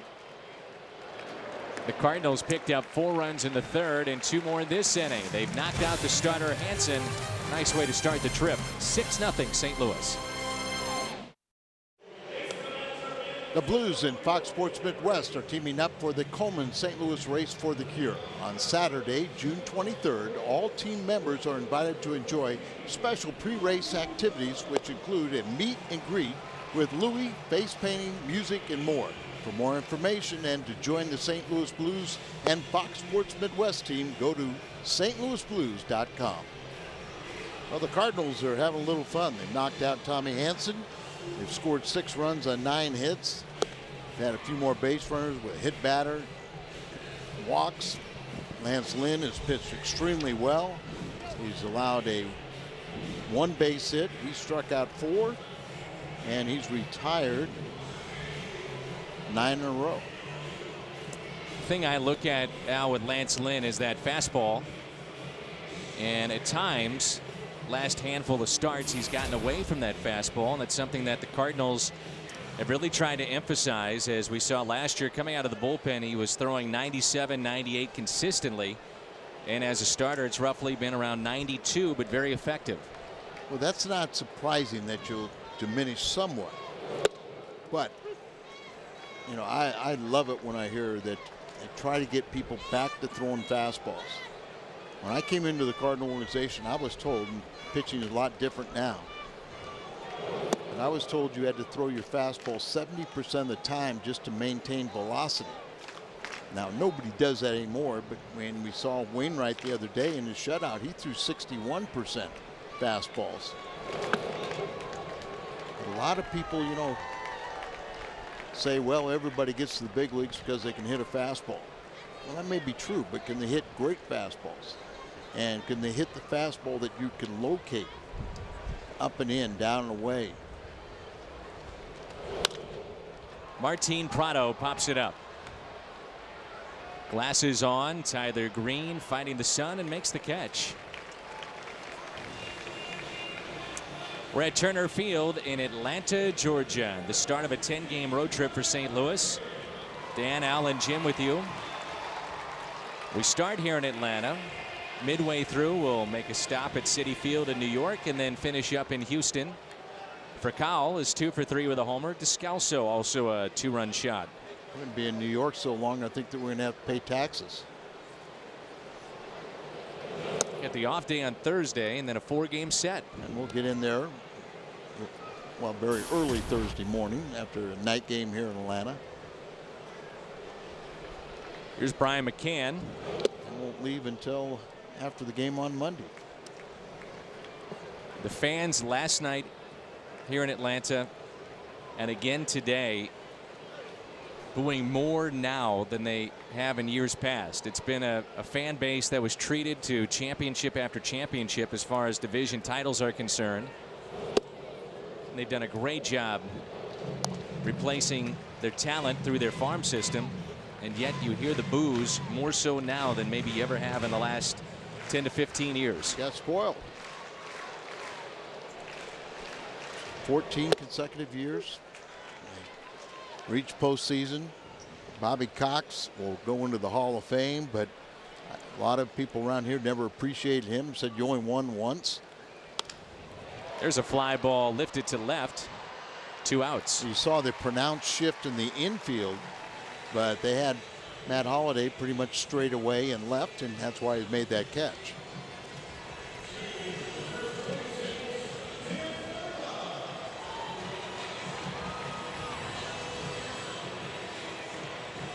Cooling off. Well, this season, Lynn, Westbrook, Loesch combined. How they started, what they've done since, but hopefully that's starting to turn around. Loesch was effective in his last start. Westbrook has been off a little bit, and Lance Lynn continues to win. The shift was on here for Dan Uggla, and what should have been a easy ground ball out turns into a base hit. Exactly right. That ball would have been just right at the second baseman, but there is no second baseman. He's standing on the shortstop side of second, and so Adams, no way he could range that far. And as a pitcher, you get a little upset when you throw a pitch and you expect it to be a second baseman there, and all of a sudden he's not there. You just said, what is that? Except I said it nicely. Extends the inning now to Jason Hayward. Now more and more clubs are doing this, you know, putting all these extreme shifts on, but this is really kind of new to the Cardinals.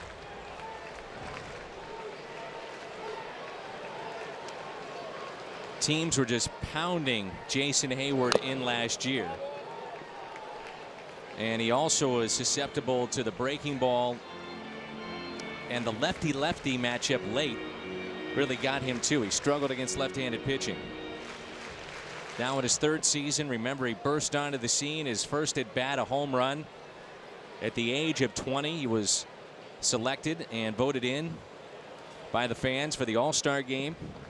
But last year hit just .227. His average dropped 50 points. We talked about the injury to his shoulder. And the first thing, you know, you got a hand injury, you got a shoulder injury, pitch in. And then, like you say, for a guy that he gets conscious of the ball in, you throw those off-speed pitches, and when you swing and miss, it hurts the shoulder. 3-1.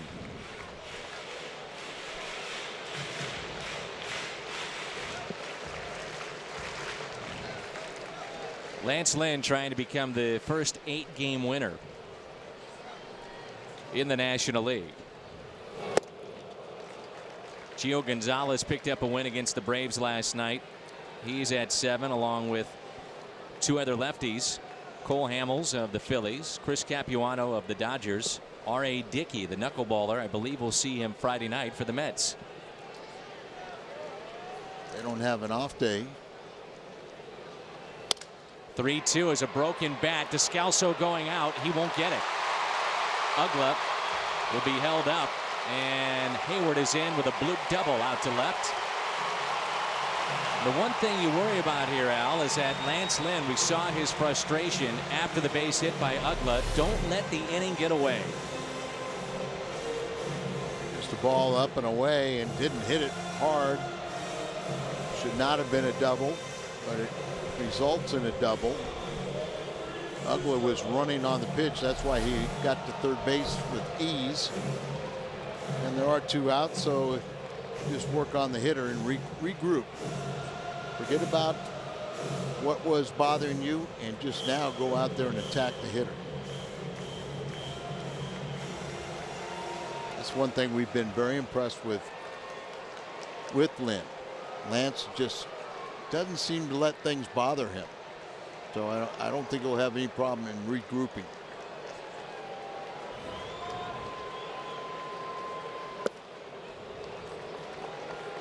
Juan Francisco struck out his first time up. Lynn has struck out 4. Started 1 strikeout ahead of Adam Wainwright, who looked again back-to-back starts, Al, very effective yesterday against the Phils. Like what you see. He probably, now we can expect a little bit more consistency after 10 starts.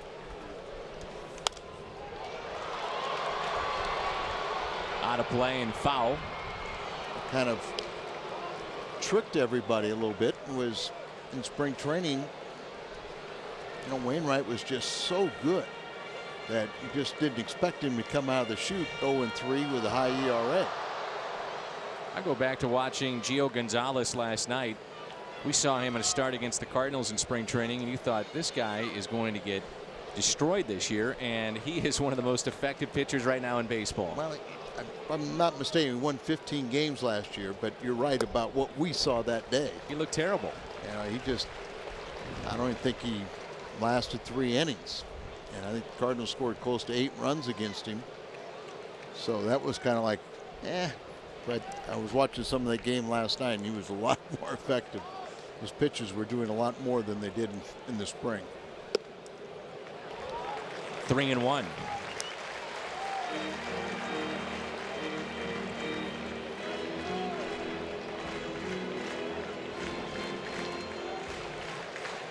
Derek Lilliquist, the 6th overall pick by the Atlanta Braves many years ago. That's a base hit, and 2 runs will score. It's 6-2.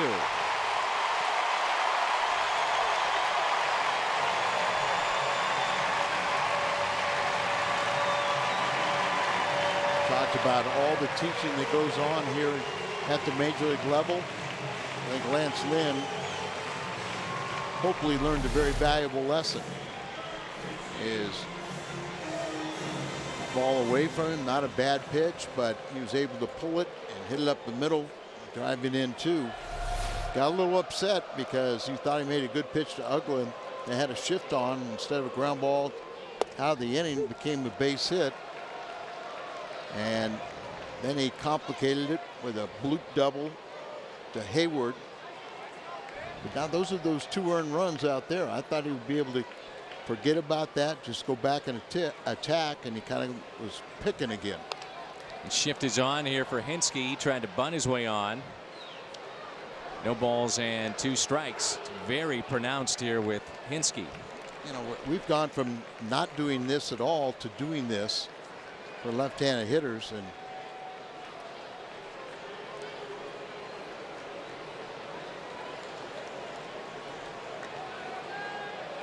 Two outs, short lead at first, and an 0-2 pitch.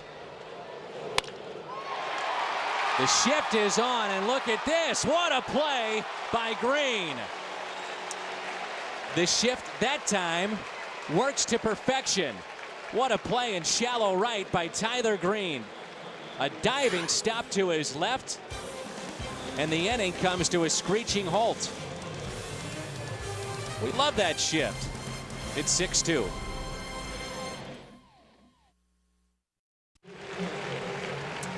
Well, the shift, this time it works against Eric Hinske. Remember earlier, it did not work with Dan Uggla. Slow roller to the right side. Right where the second baseman is normally. That would have been the 3rd and final out. Then you had a walk and a base hit, and Hinske robbed here by Green. That is just a fantastic play to his left. He's out there, but he still had a difficult task to spear that ball, and Tyler made a great play and robs Hinske of a base hit. So Hinske is something of a good luck charm because he went to 3 consecutive World Series. It's with Boston, Tampa Bay, and then the Yankees. Former Rookie of the Year. And here's Descalso in his 2nd year in the big leagues and looks at a ball. Daniel with a home run today, a 2-run shot, and is also flied out to left. 2 balls and no strikes. Medlin into the ball game for Hansen. He has been a spot starter at times in his Braves career. Very valuable. Michael Bourne, a 2-time Gold Glover, puts it away for the first out.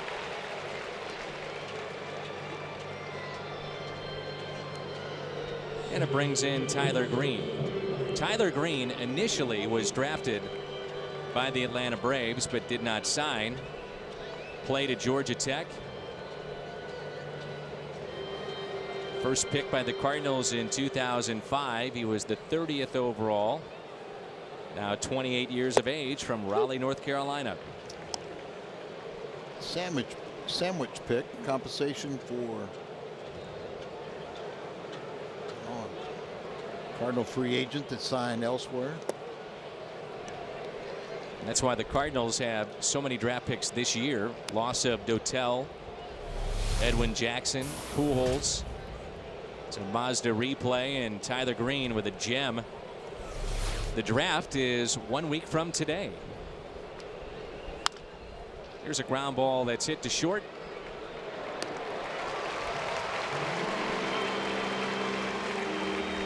Two away. It's always a fun time, isn't it? Sure is. And the Cardinals have talked about pitching, which every team at this point is looking at, but also shortstop, position they'd like to get a little bit more depth with. And a lot of times what they feel is that you draft a shortstop and you might have a third baseman or a second baseman that athlete can turn into. Not like football or basketball, because it's the most difficult. You're trying to, in many cases, trying to project where a player will be 5-6 years away. And you might be talking about a high schooler or a college player. Obviously, the college players should be that much closer to the big leagues, but and if you have pitching, it's the commodity that gets you anything you need. So, and that's why you always got to go with the best player available. Here's a 1-2. Lynn breaks his bat, slowly hit to the right side, and he's retired. 6-2, Birds on top. Tyler Pasternicki. Lance Lynn was given a few more warm-up tosses as that emotional moment took a little time, and we're all thankful it did. Catch made by Beltran and right for the first out. Pasternicki 0 for 2.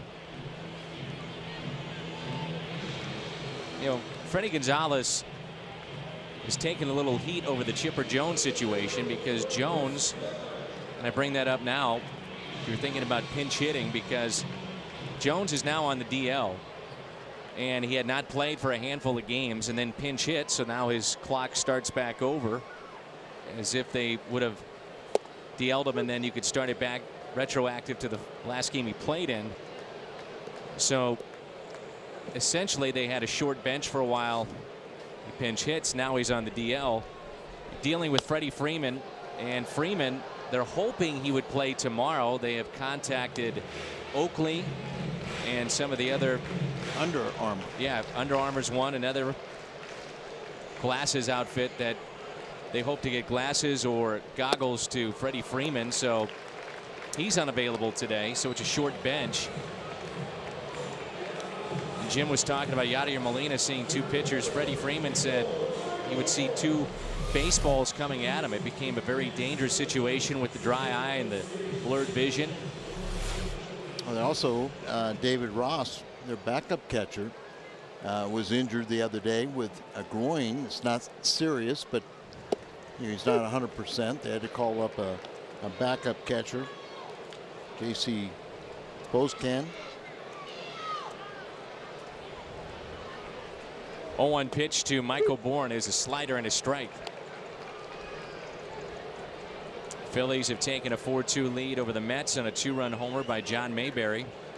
Nats are ahead of Carlos Zambrano and the Marlins. Marlins have gotten right back in the race. 3-1 is that score. And Washington, their rotation has an ERA collectively under 3. If you talk to anybody who's seen Washington, they talk about the pitch. Couple of hops to second. Green is there. And a 1-2-3 inning for Lance Lynn, and 5 innings in the books on this Memorial Day. Let's turn to our AT&T trivia question. Prior to Craig Kimbrell, who was the last Brave to win Rookie of the Year. And I believe we're looking at him. I wonder what kind of hint that was. Rafael Furcal back in 2000. Boy, what an exciting player, and injuries kind of got the best of him in the last couple of years, but right now we're seeing that exciting player once again. In my mind, this team could ill afford to lose Furcal or Beltran for extended periods of time, and Molina.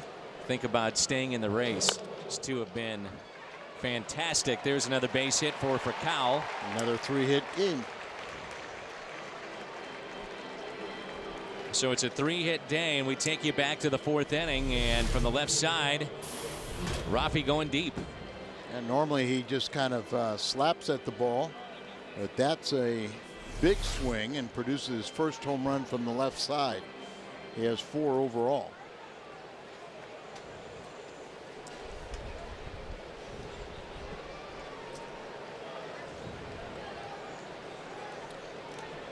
Now has 10 3-hit games.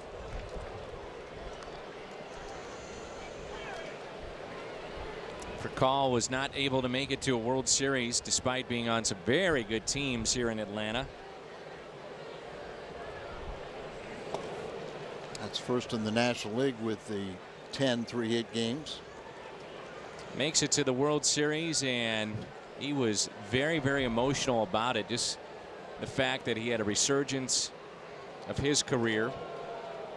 Also, passing of his father. It was on Father's Day in 2010. His brother had passed away too, committed suicide, and he talked about losing those two that had been so influential in his career and getting to that point.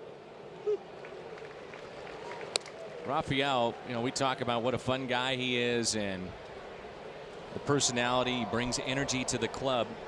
He's from a town of about 6,000 in the Dominican. They held a parade for him when they won the World Series, and he is absolutely loved in that hometown. Loma de Cabrera of the Dominican Republic, and actually donated a fire truck to his hometown. They never had one. There he goes. He's off and running and fouled away. 0-2.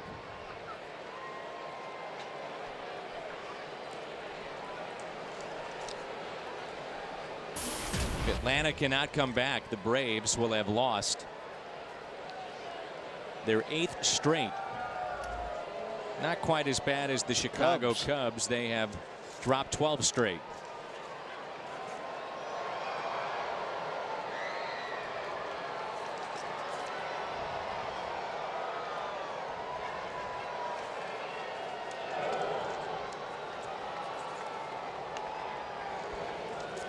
Reds are in Pittsburgh today, and last check they were trailing their ball game.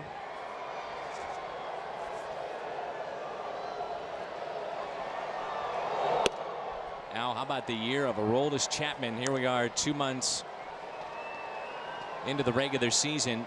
He has not allowed an earned run. Opponents hitting .081 against him. 26 innings he's pitched. And the new closer for the Reds has given out just 7 hits. There's a base hit by Schumacher on a 1-2 pitch. And Furcal will head to third. Chapman's a big reason why the Reds are where they're at. But you have to be disappointed now, because rarely does he hit triple digits. So you've got him to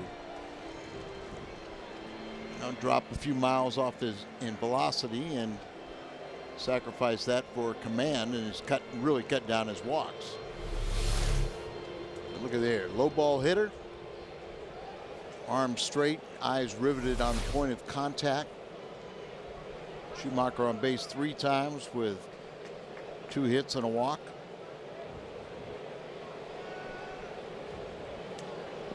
Now Matt Holliday, 6-2 St. Louis.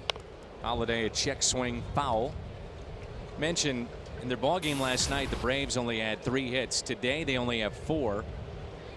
And to put it in perspective, this losing skid began in Cincinnati.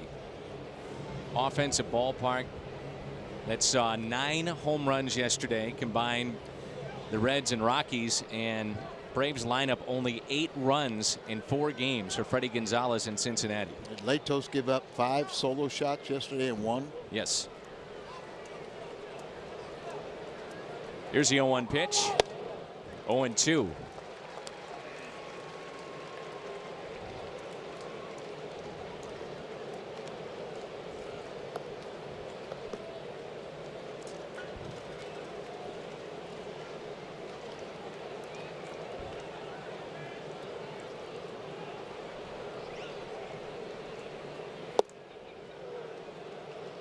Slider just a little bit outside.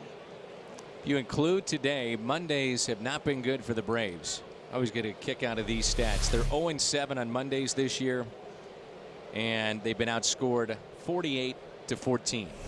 I mean, I do too. Look at the records on the day of the week. No rhyme, no reason. It's one of those goofy things where they have struggled on Mondays. It's kind of funny. Like last year, a lot of times it seemed like early in the season had a lot of trouble on getaway days. And then it became the mantra, happy flight, because you'd win on getaway day towards the end of the season.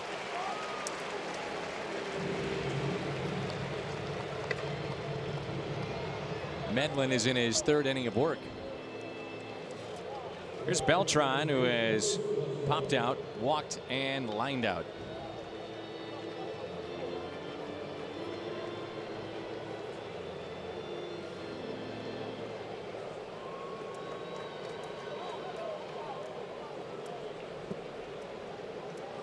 Beltran, no stranger to Atlanta.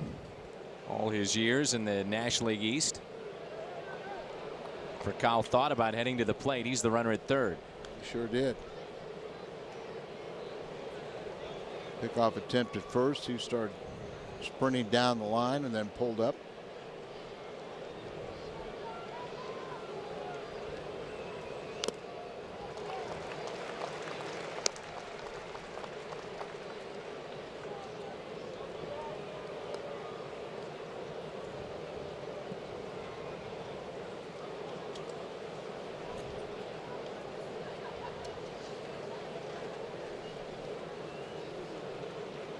Here's the 0-1 pitch.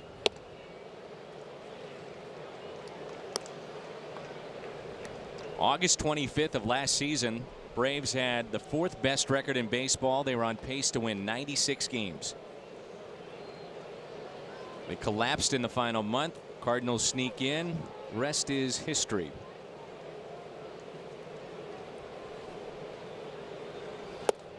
They got off to a poor start this year. Then they were the hottest team in baseball. Now they're on the verge of dropping their 8th straight. Remember last year when we saw the Braves in St. Louis in September, you could just see this team was, ripe for the taking. Beltran waves at it. Strikeout number 2 for Medlin in this inning.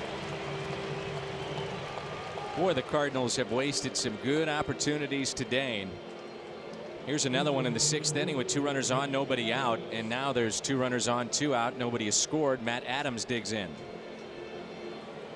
Adams had a single and RBI off of Medlin back in the 4th inning. It's the second batter that Medlin faced.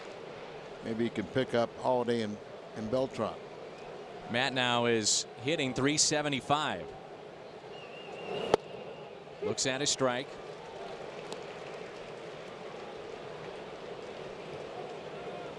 Matt had a very good spring. Rapid rise to the minor leagues. He's only 23. Another attempt at first, but of his 12 hits, he has 4 doubles and a home run. Struck out twice in the last 15 at bats. They love seeing that too. On base percentage is .412. His slugging percentage almost .600.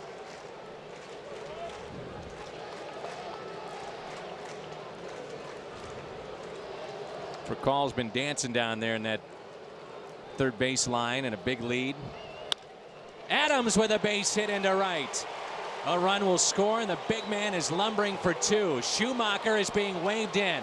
running all the way from first base, and he's in there. Matt Adams drives in too. A 3-hit day.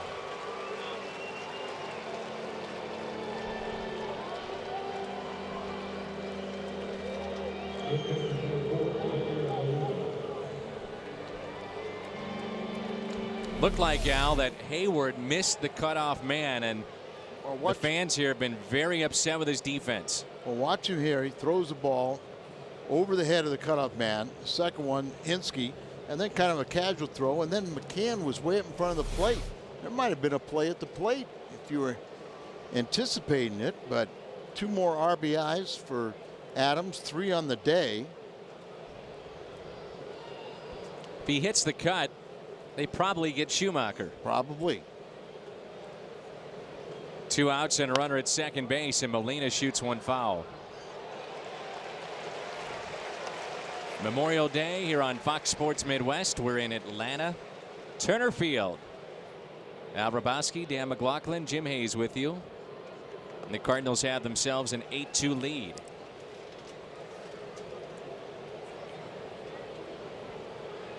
"12 hits for St. Louis. They knocked out Tommy Hanson. Starter today, back in the 4th inning. Lynn, 5 innings. He's allowed just 4 base hits. Hanson, 3 1/3. They've done this without David Freese in the lineup. Say David Freese, Alan Craig, Berkman, John Jay.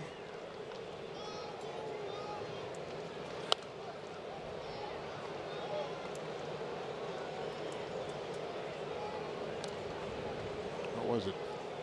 10 days, 2 weeks ago, we were all worried about it. How do you get playing time for all the sluggers? Then you lose 5 guys in the space of a week. Let's hope that they have that problem again. Yeah, sometimes those decisions take care of themselves. Here's the 0-2 pitch. You know, the Cardinals are hoping that Berkman will be back at some point this year.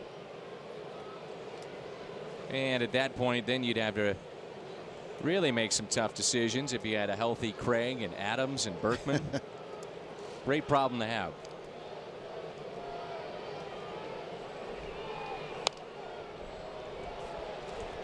It's astonishing is looking at the numbers, in particular the production numbers of Alan Craig in limited time this year. I mean, he has made a huge impact on this team. There's no doubt. You know, he was just on fire. And now you've got to think almost those same ways about Adams. His average is now at 394. 1 ball and 2 strikes. Fly ball that's lifted to right field. Hayward is there, and he makes the catch. Matt Adams, 3 RBIs. Lynn back to work, and it's 8-2.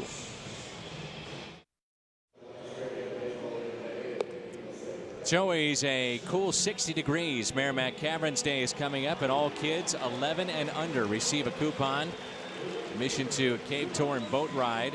It's Friday, June 15th. Remember, when we come back, the Cleveland Indians will be in St. Louis, and that is the opening of the kids weekend at Busch Stadium. Cleveland leading by a half game in the American League Central Division. Remember, they did that last year when they had a very good start to their season and fell apart. But great way to take in a ball game with the fireworks and the kids giveaways all weekend long with Cleveland in town. So sign up and be a part of it at Cardinals.com. It's 8-2 as we move to the home half of the 6th. And Lance Lynn, so far so good. Prado, McCann, and Ugla for the Atlanta Braves.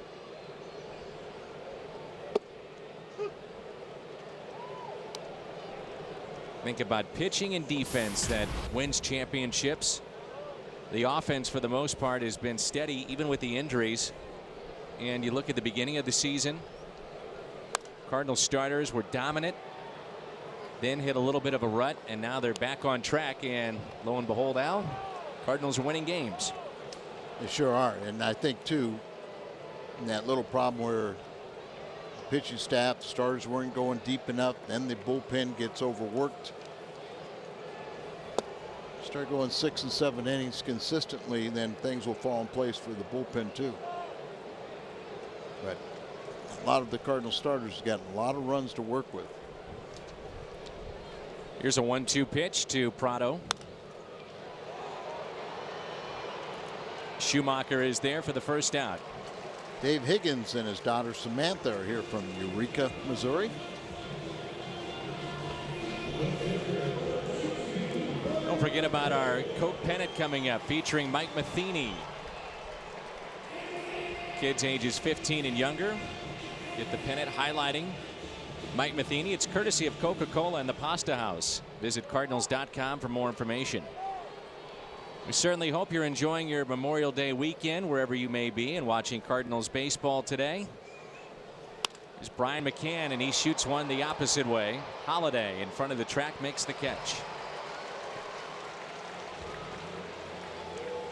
Good way to start this road trip. And we were talking about it during the pregame show, Al, that right now is probably not the time, as crazy as it sounds, that Mike Matheny and Derek Lilliquist want to catch the Braves.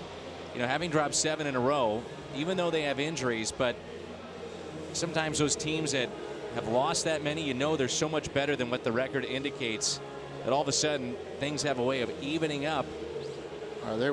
Molina went out there after that last pitch, walked out to Lance Lynn, and he kind of chased him away. But because of that, now we're going to see, it looks like he's saying it was a blister. So like a blister developing on his finger. This won't count as a mound appearance. C.J. Wilson of the Angels had this the other night. Had to be lifted from a ball game, and Lance is saying he's okay. The thing you get concerned about is that, remember, he was on the 60-day DL with the oblique strain last year.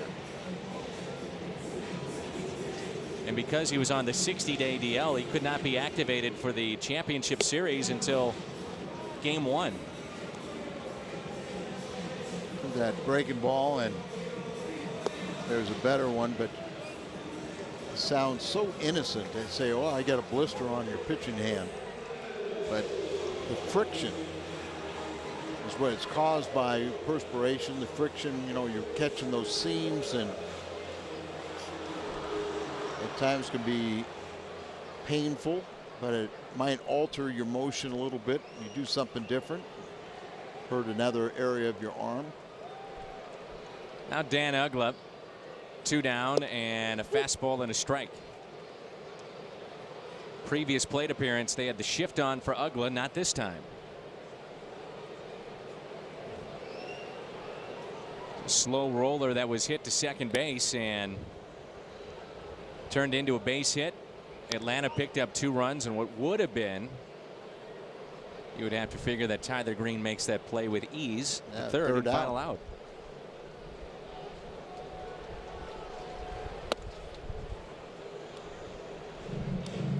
Lance is a 24-year-old out of Brownsburg, Indiana.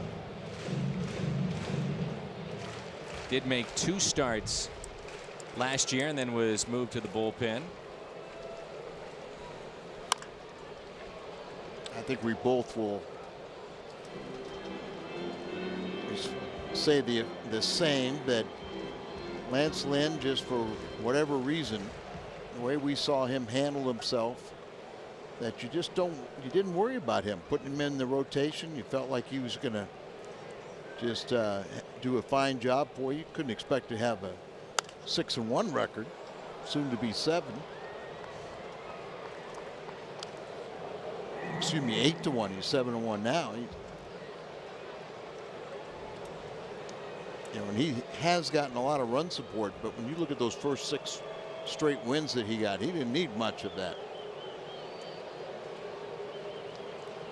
The 2-2 to Uggla.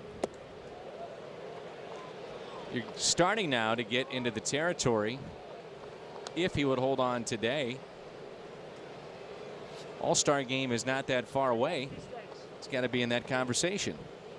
Because he's a rookie, or probably lost his rookie classification last year because it was only about 30 innings. He's going to have to almost lead the league in wins. Foul territory, and Descalso has it. Downtown St. Louis, the War Memorial.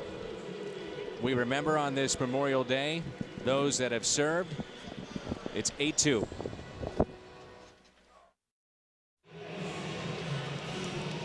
What's on Tap is brought to you by Budweiser. And it's Westbrook and Delgado. Delgado 2-5. Another one of the young arms for the Atlanta Braves. Westbrook trying to get back on track after a good start. He is 4-3. The Georgia native.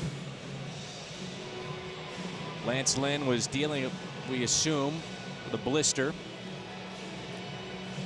You wonder if his day may be through. No activity right now in the Cardinals bullpen. And Chad Durbin will take over for the Atlanta Braves, a 34-year-old. This spring, he had no record with a very good ERA, and that was with the Washington Nationals. They released him, and they picked up Durbin, who was originally a third-round pick of the Kansas City Royals back in 1996. Appeared in nearly 400 games in his major league career. It's our call to the bullpen, brought to you by Chevrolet. Royals, Indians, Diamondbacks, Tigers, Phillies, and now the Atlanta Braves. Here's Descalso, who has a 2-run homer today.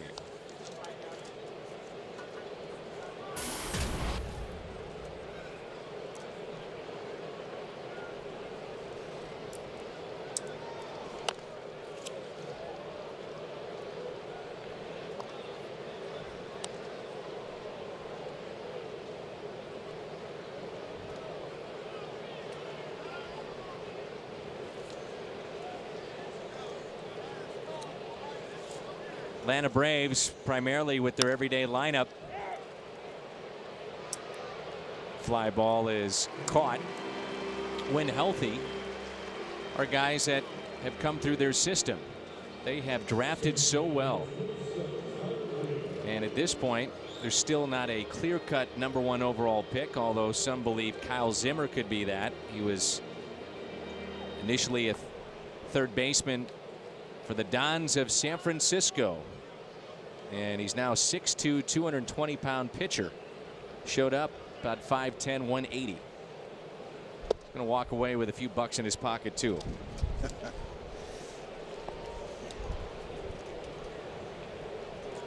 It's always the question, you know, when you're dealing with a high school player. Do you go to college or do you sign a professional contract? And I've talked to general managers, talked to scouting directors, and many of them believe that unless you get a couple $1 million, you know, you go to college.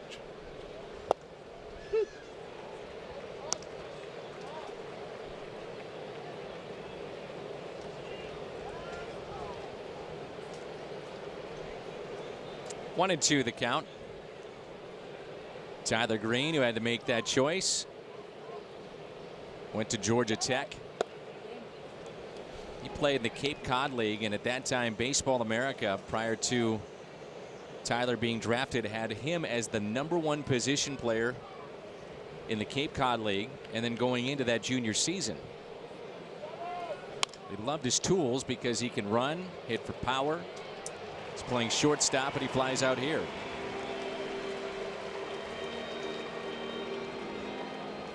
Just 2 away, and Terry in St. Peter's wants to know about this. Several MLB teams have captains such as Jeter for the Yankees. Have the Cardinals ever had one? Good question. You know, Kenny Boyer was always known as the captain, but I don't know if he was officially, you know, put a C on his uniform, so to speak. So really, I could be wrong. I don't think they ever had. In my 6 decades of being involved in Cardinal baseball, there's never been one. There's always the understood one, but never the C on the chest.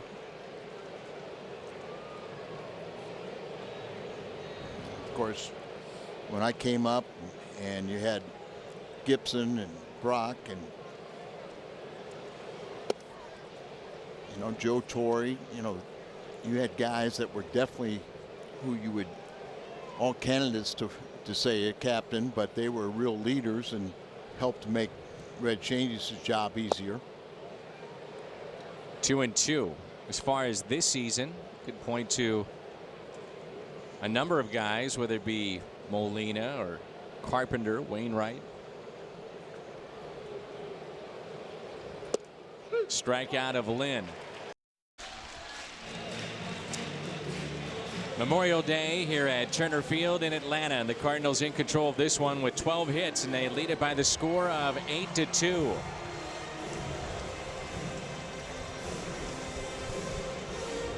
Nearly 60% of the teams in sole possession of first place on Memorial Day went on to win their division since 1995.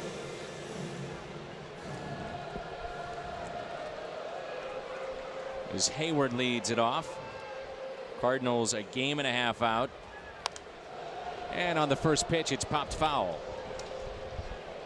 Dodgers leading the West by 7.5. Washington by 2.5. But all those teams, Washington, New York, Miami, Atlanta, and the Phillies, within 5 games. Texas behind the remarkable start.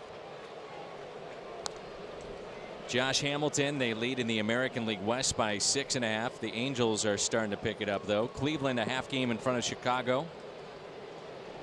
Arguably the biggest surprise, the Baltimore Orioles tied with Tampa Bay, 10 games above 500, the American League East. I don't think anybody would predict that. No, sir. Probably wouldn't predict them second or third either.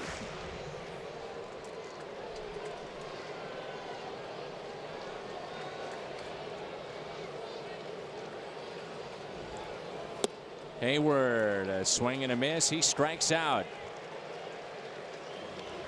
Pitch count at 87 for Lance Lynn. 6 1/3 innings, 87. Get him through this inning.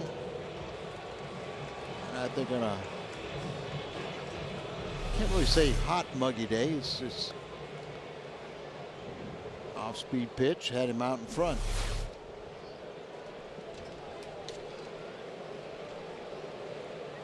Juan Francisco did not go. Lance has given up 4 hits, and 3 of those came in the succession in the 4th inning. Francisco at third base for the injured Chipper Jones.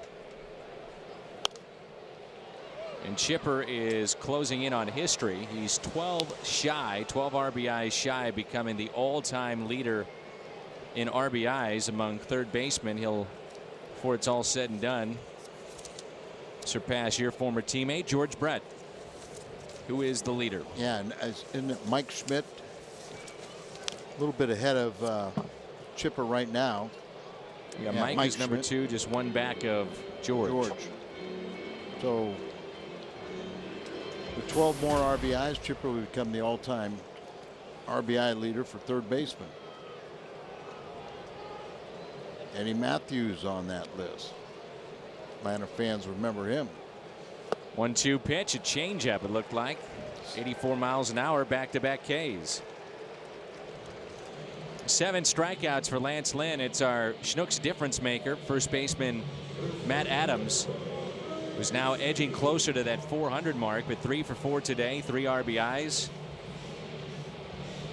A run scored.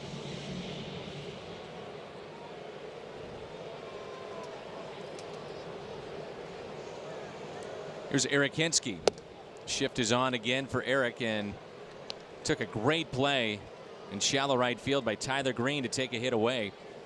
If he doesn't make that play, you wonder about the inning, because Lynn was on the ropes a little bit. That would have been the 4th consecutive hit that inning. On the air tomorrow, 5:30 St. Louis time.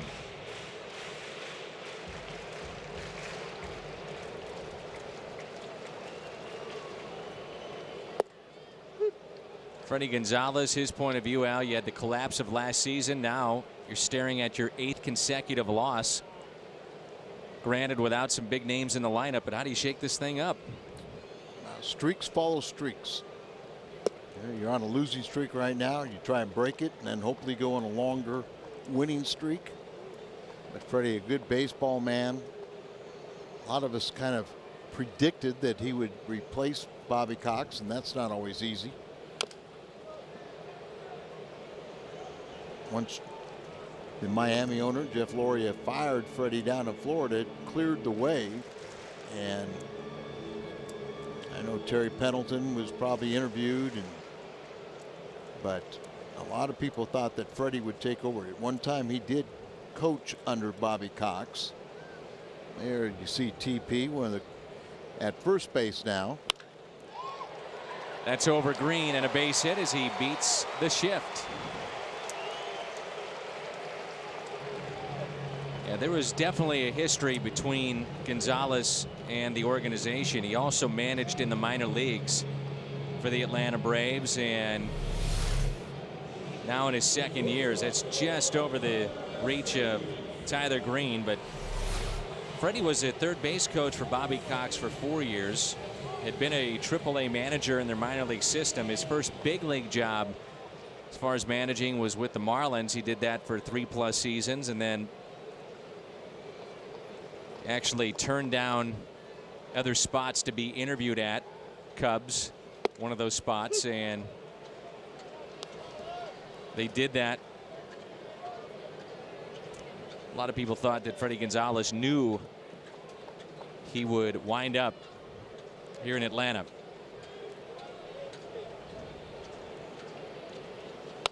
Freddie maybe getting a little,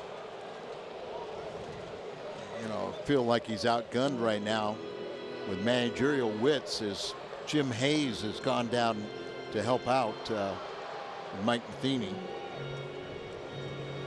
To see Jim Hayes and the camera well there, just in case Mike needs some help. There he is. Yeah. Well, we got all the bases covered now. Jim's down there. I see his microphone.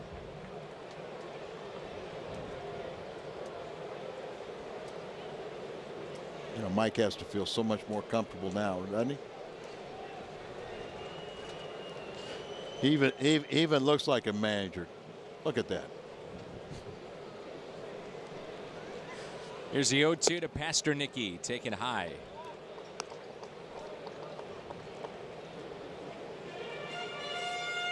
One and two the count. 8-2 St. Louis. 100 pitches thrown right now, 68 strikes, make one more.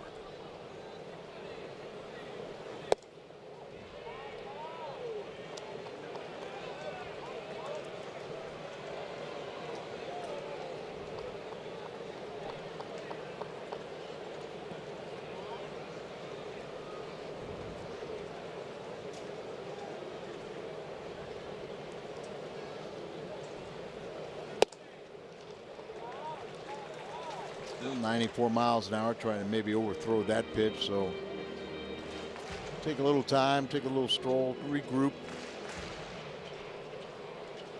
End it right here. You're not walking. Zepchinski.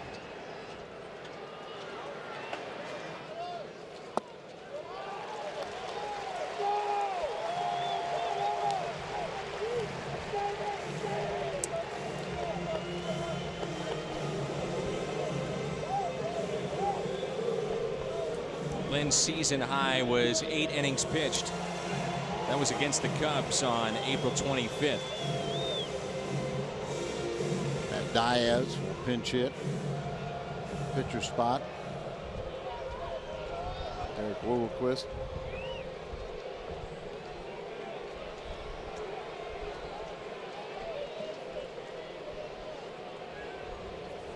Over the years, Diaz has been a good pinch hitter. Again, that short bench for Freddie Gonzalez with no Freeman. A slider and a strike. Saw him check on the hand of Lance Lynn. 21 pitches this inning, as high as 24. That was last inning when they checked. Potential of a blister, we assume.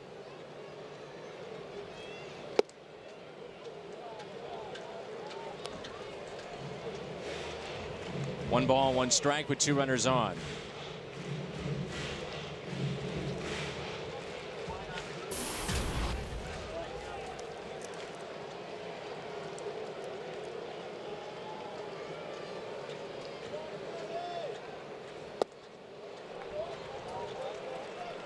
Now you kind of go back into your mindset of being a reliever.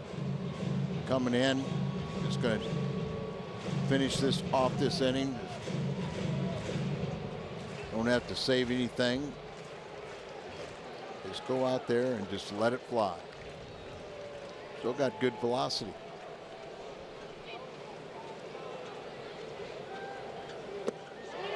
Gets him with an off-speed pitch and a strikeout to finish up his afternoon. The Braves strand 2. Cardinals on top by 6 runs.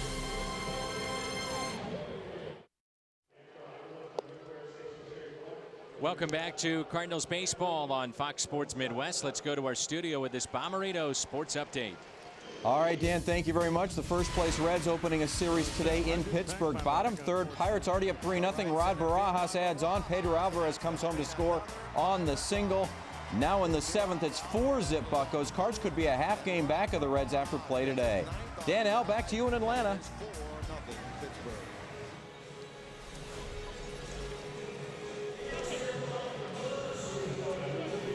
Well, Pat, Lance Lynn had 121 pitches in his last start against the Braves. That was his season high today at 107.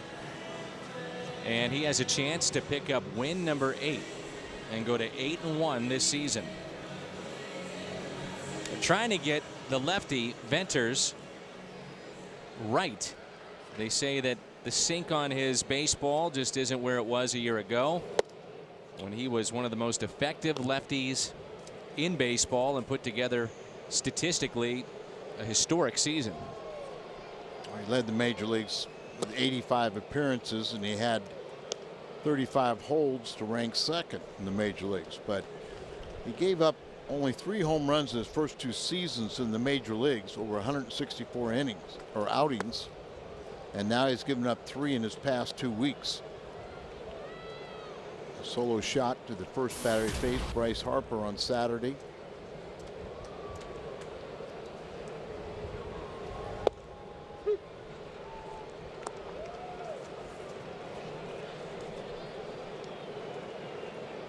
Rafael Furcal with a 3-hit afternoon and a 3-1 pitch. Chops it towards short. Pastor-Nicky, 1 away.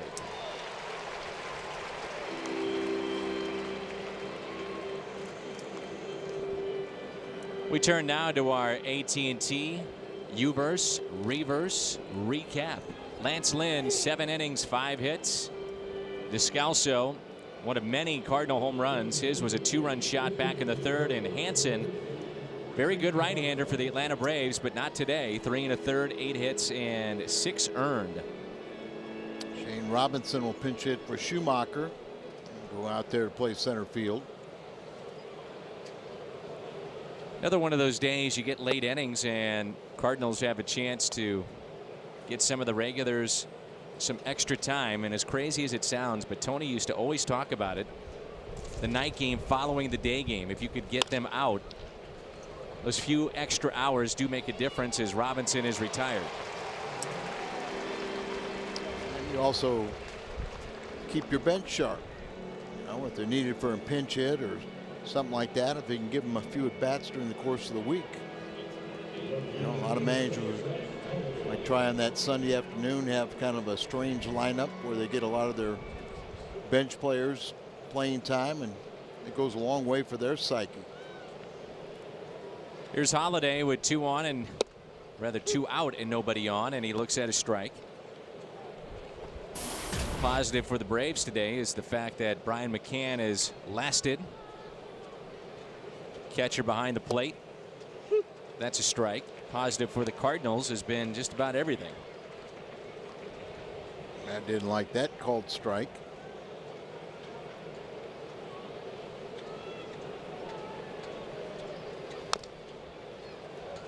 think that what I'm about to say is pretty fair. Matt Holliday is not the one that really complains about strike zones, but it seems like this year that he's gotten more bad calls than any other player. Especially early on. Yeah. It starts playing with your own concept of the strike zone. Then you get the 2 strikes on you. You're disagreeing with the home plate umpire. You feel you have to protect. Yeah. And the worst thing you can do is, be arguing about strike 1 or strike 2. And carry it through the bat. There's a base hit into center. Look at that ball right there to Bourne, who went down on a knee on purpose. And that baseball was going right and left, and snaking. And you'll see why they call it snaking right here. Yeah, of course, Holliday hits the ball so hard, but it's the way they cut the grass. Watch it going back and forth. And you can see, like, he gets down on a knee just to where he might have to totally block that ball from getting by him by using his body. Here's Beltran and looks at a ball low. Average at 285 for Carlos. 0 for 3 and a walk.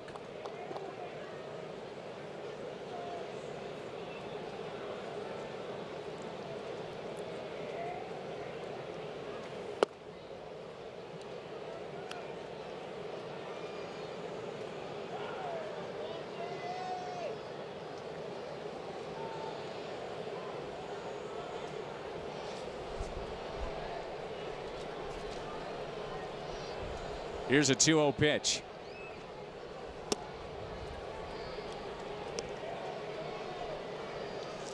Venter's numbers last year were just incredible. It seemed like lefties had no shot to possibly get a base hit.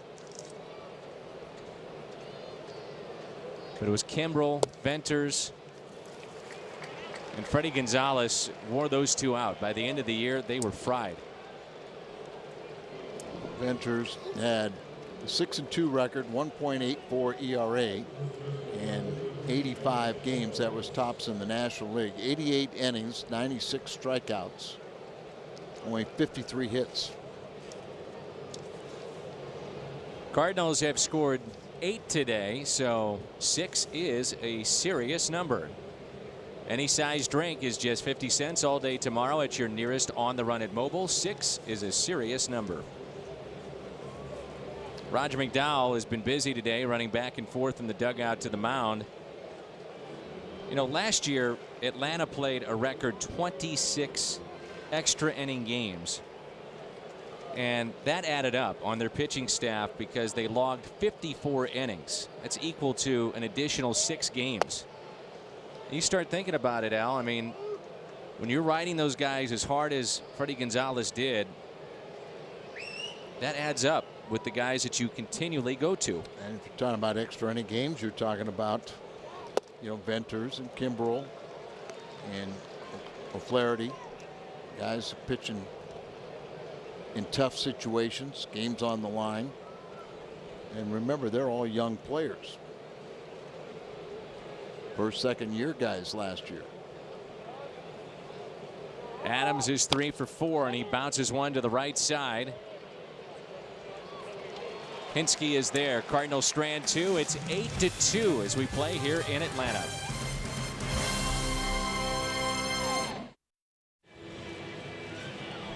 Cardinals baseball is brought to you by Budweiser. Great times are waiting. Grab some buds. And by Taco Bell. Taco Bell. Live Más. Lance Lynn is in line for the win. If the Cardinals can hold this lead, he would improve to 8-1. Mark Zebchinski into the ballgame, the Cardinal lefty. And staying in the ballgame, Shane Robinson in center. Al, you have a 6-run lead, and maybe it just tells you the importance of what Mike Matheny thinks about this game. There's a number of ways to look at it. When you had Zebchinski pitch yesterday, and he's going to be used in this series. He's the lone lefty. There's 5 lefties in the lineup right now, so there could be some big at-bats forthcoming, whether it be tomorrow or on Wednesday. But apparently Mike is saying, look, I'm going my best lefty right now, my only lefty, and we're going to try to win this thing and make sure we take game one.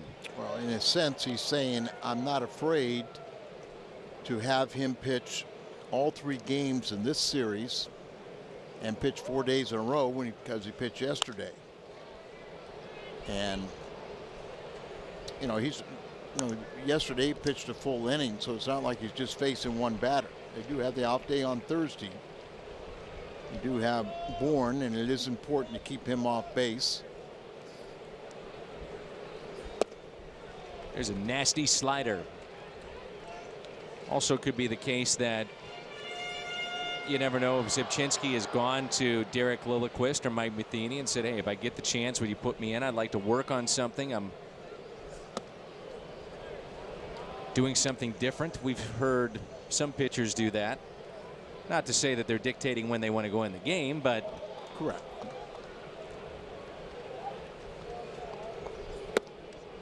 Pretty nasty right there. 2 very good sliders. Well, June 10th, kids ages 15 and younger entering with a ticket can collect a lunch cooler bag. Compliments of Powerade and Shop and Save. The perfect way to kick off your summer. What would be really strange is if he hadn't pitched the 9th inning. You have 2 left-handers in the first 3 here, but then you have Ugla, right-handed bat, and then 2 more left-handers. Well, actually 3 with Hinsky there. Pitching 2 full innings, being the only left-hander, then we'd have a story. So this is the beginning of a 10-game road trip. Remember, the Cardinals return home for interleague play against the Indians. Kids opening weekend at the ballpark. Fireworks, run the bases, cooler bag giveaway. So lots coming up that weekend. Now we were wondering about those that have worn the C. And Brian Finch, who is the manager of Stadium Tours and Museum Outreach, has actually contacted us, and he says we've done some research, and to their knowledge, there's never officially been a captain of the Cardinals, and definitely a C was never worn on the jersey. So he said the ones that come to mind, though, that have been in conversation, hey, the captain this year, Marty Marion, you mentioned Kenny Boyer, Joe Torre, and Edgar Renteria most recently. So there you go. We're in Atlanta. It's Memorial Day. Dan, Al, and Jim with you. 8-2 in favor of St. Louis. And this is Brian McCann. The combination of being a switch-hitting catcher. 0 for 3 today in his return to the lineup, battling the flu.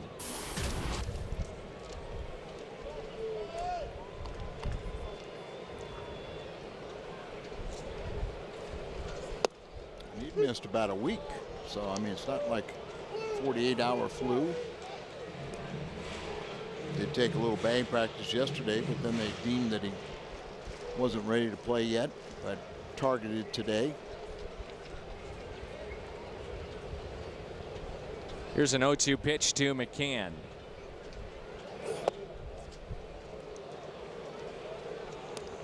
We are told that as far as guys that can pick up tipping pitches, they say Brian McCann is one of the best in baseball, if not the best.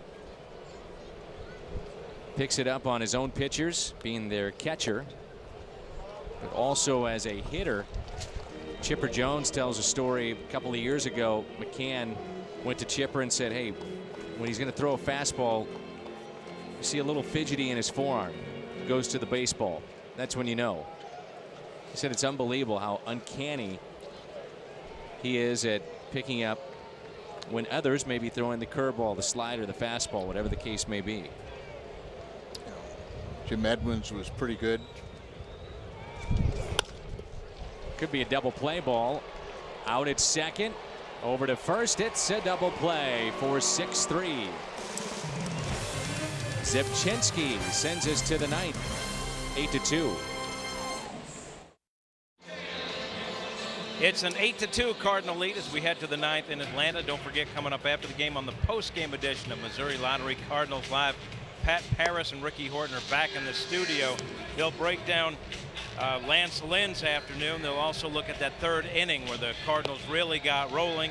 And we'll check out Mike Matheny's post-game comments as well. All that and more as we head back to the booth. And Dan and Al, guys. Thank you, Jim. And the Cardinal fans enjoying this one here at Turner Field in Atlanta. Redbirds up by the score of 8-2. Christian Martinez, right-hander out of the bullpen, takes over. Cardinals have done this with Freese not in the lineup. As you look at the numbers for Martinez, David out with a sore hand, the wrist, but we would anticipate he'll be back in tomorrow. I want to remind folks that the two-day sale is still going on right now. You can purchase right and left field pavilion tickets. There's 4 different games. It'll end at midnight tonight, and they're only $15. It's a 2-day summer sale, kickoff to summer. Cardinals.com. Right on the front page, you'll see it, summer savings. As Yachty shoots it foul, but again, that's right, left field pavilion tickets. 4 different games, and the price is only $15 for those at Cardinals.com. That'll end at midnight tonight, and they're going very fast, we understand. 0-2 on Yadier Molina.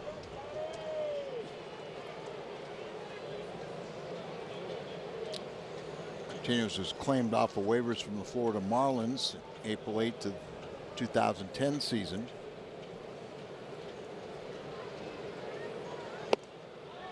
Strikeout of Yadier Molina. Pitched in the big leagues with Atlanta in the last 3 years. Had back-to-back scoreless innings the last couple days. And after allowing at least 1 earned run in 4 consecutive appearances, May 13th through the 23rd. How about the home run by Descalzo today?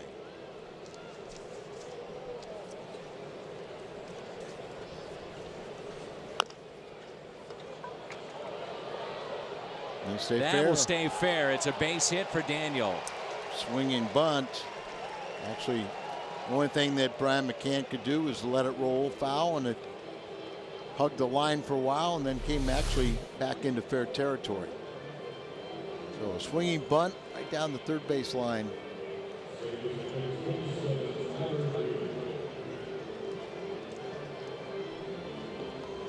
One of the things you like to do as a visiting player is, if you're a catcher, you roll that ball down the line a little bit and see how it rolls. In this case, it rolled back fair at the end.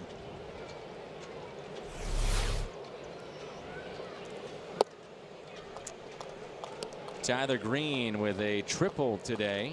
Also a tremendous play at second base.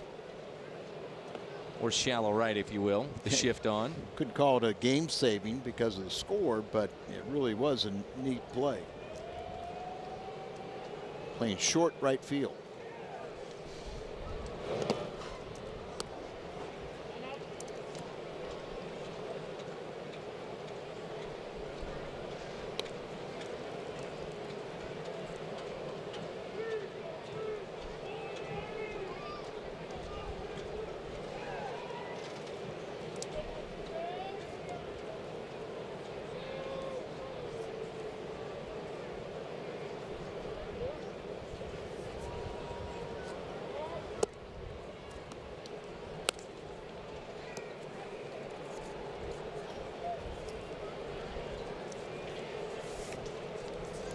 Two balls and 1 strike. Crowd of over 42,000 here today. Turner Field in Atlanta. If you're a Braves fan, you didn't have much to cheer about. Cardinal fan, the opposite. Very disappointing start for Tommy Hanson. On the other side, you've got Lance Lynn. Came in with an ERA well below 3. Chance had win number 8, filling into the rotation. The injured Chris Carpenter, and what a story this is starting to turn into. Green hits a high fly ball. Hayward backing up. He'll make the catch. And Descalso returns to first. This copyrighted telecast is presented by the authority of the Cardinals. It may not be reproduced or retransmitted in any form. And the accounts and descriptions of this game may not be disseminated without the express written consent of the St. Louis Cardinals. Adrian Chambers.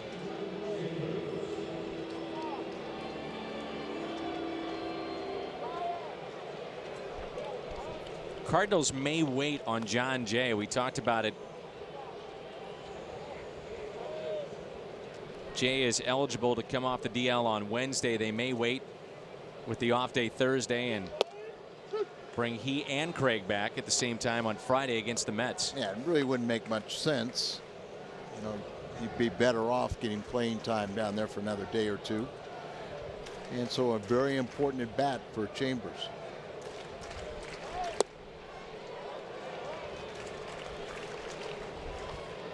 Chambers batting .300 down in Memphis before he was recalled.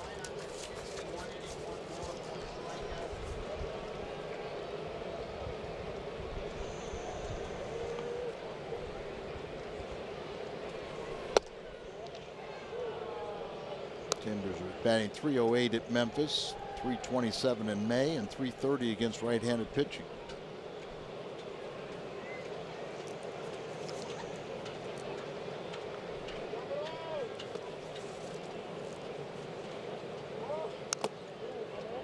Just got a piece.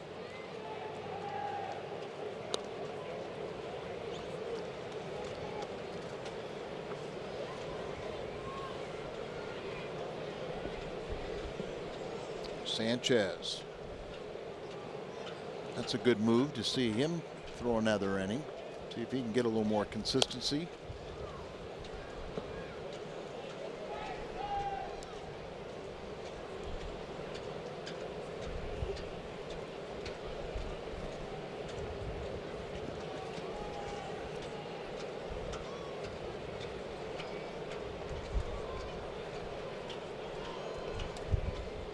Here's a 1-2 pitch to Adrian Chambers. That sends us to the bottom of the ninth. The Cardinals about hit the Braves 14-5 in this game, and they lead it 8-2 on Memorial Day. Cardinals baseball is brought to you by AT&T, the nation's largest 4G network. AT&T, rethink possible.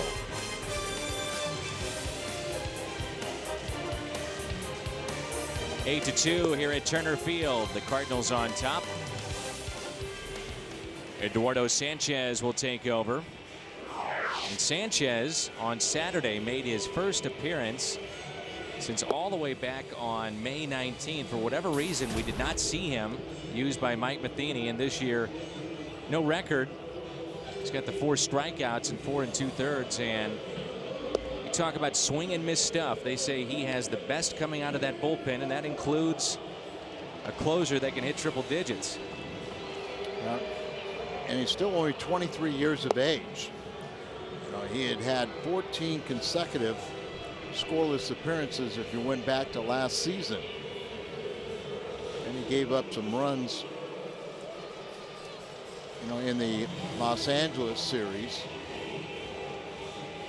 Gave up 2 runs, and then he didn't pitch for a week. But remember, he had a good spring, but they sent him out, wanted him to work on his consistency.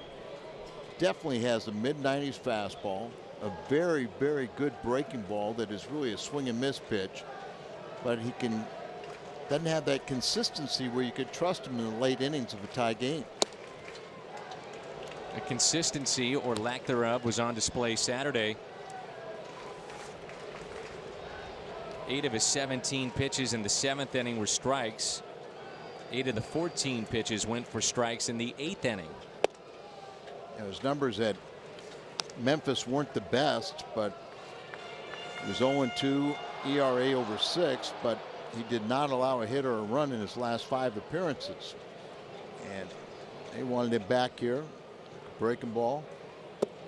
I mean, that pitch right there is what's going to separate him, Al, from a lot of guys coming out of that bullpen. It is a Swing and miss slider. See the same pitch again. Didn't get the call.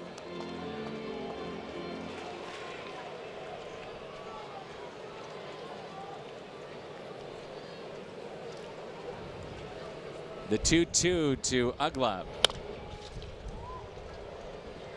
One of the things also that, if you can get him consistently throwing strikes, he's also pretty good against left-handed. He did not allow an extra base hit to a left-hander last season when he made his major league debut, and he had 38 at-bats against lefties. Did not go, held up just enough. Well, you always hear the term repeatable delivery, and that's what they've really worked on with Sanchez down in the minor leagues and again in spring training. His spring training was very good as far as the results and the numbers, but they saw him go deep into counts, and they don't want to see that. Here he is, 3-2 on Ugla, and he is going to win this battle, but who wants it? You could hear Descalso yell for it up here. That's a sky where you've got clouds in one area, and then you got just a beautiful blue sky in other areas, so it's a tough sun field.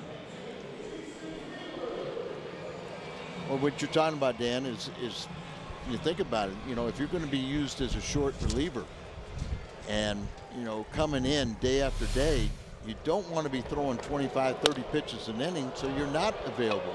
He knew it was a pop-up and did the right thing, got out of the way. Let one of the glove men handle it. Not that pitchers can't handle it, but usually you prefer one of the regular infielders to catch that pop-up. If Matt Adams is in a collision, I'm going to go with Matt Adams. Especially with Descalso. Yeah. You know what? I think I'm going to take Matt Adams against just about everybody. That's one big dude down there at first base. Matt Adams and Holiday. Now that's tough. They're gonna move some people. Yes. 1-1 pitch to Hayward. How about better communication and you don't have to worry about it? That's the option I like.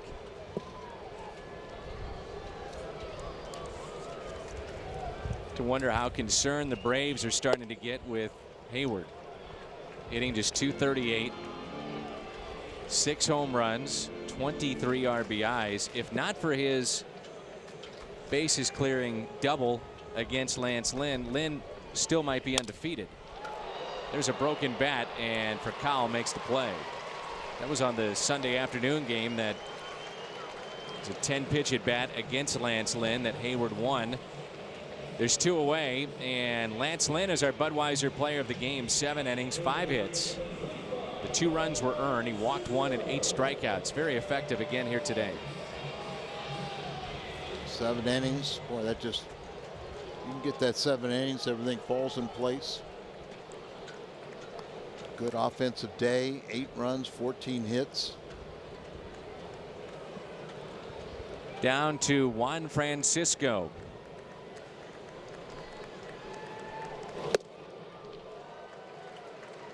Another aspect of why the Cardinals are winning this game, no errors. They're about 22 games over 500 when they don't have an error. Cardinals actually came in second in fielding percentage in the National League. That catches the corner. 0-2. It looked like Francisco had given up on that pitch. It did. It's a backdoor breaking ball. The intent is for a hitter to kind of think, oh, it's a ball, and then you give up on it, and then it breaks to the corner. Here's the 0-2, and the Cardinals win it. It's a strikeout of Francisco. Throw to first, and that does it officially. The Cardinals jump to 27-22 for the Atlanta Braves. That's 8 straight losses. A good win for the Cardinals, and a good way to start out the road trip. This team maybe having some problems in the recent homestand, but they are a good road team. Don't go away. It's Missouri Lottery Cardinals Live. Our post-game show is next. 8-2, the win on Memorial Day. Game is over in an impressive Cardinal victory over the Braves. Ricky Horton and I here to break it all down on Missouri Lottery Cardinals Live. A good way to get the road trip started. Perfect win for the Cardinals. I like what Sanchez was able to do at the end, but Lance Lynn, a very good start for him. He's become a very consistent Cardinals starter. They really needed to get this road trip off on the right foot, and they did that. They're playing some tough teams on this trip. Atlanta is going in the wrong direction. Certainly are. Much more from Rick coming up. Plus, it is the first game of a 10-game road trip for the Cardinals, and they look like they need to get off on the right step, and they do. How about a lopsided win today in Atlanta? And it was Lance Lynn's first appearance on the mound at Turner Field. We'll break down his performance. Plus, we'll take you back south for Mic'd Up and some Cardinal player reaction. Grab a drink and some snacks. Kick back and relax on this Memorial Day edition of Missouri Lottery Cardinals Live, and it's coming up next on your home of the Cardinals, Fox Sports Midwest. Don't mind if I do.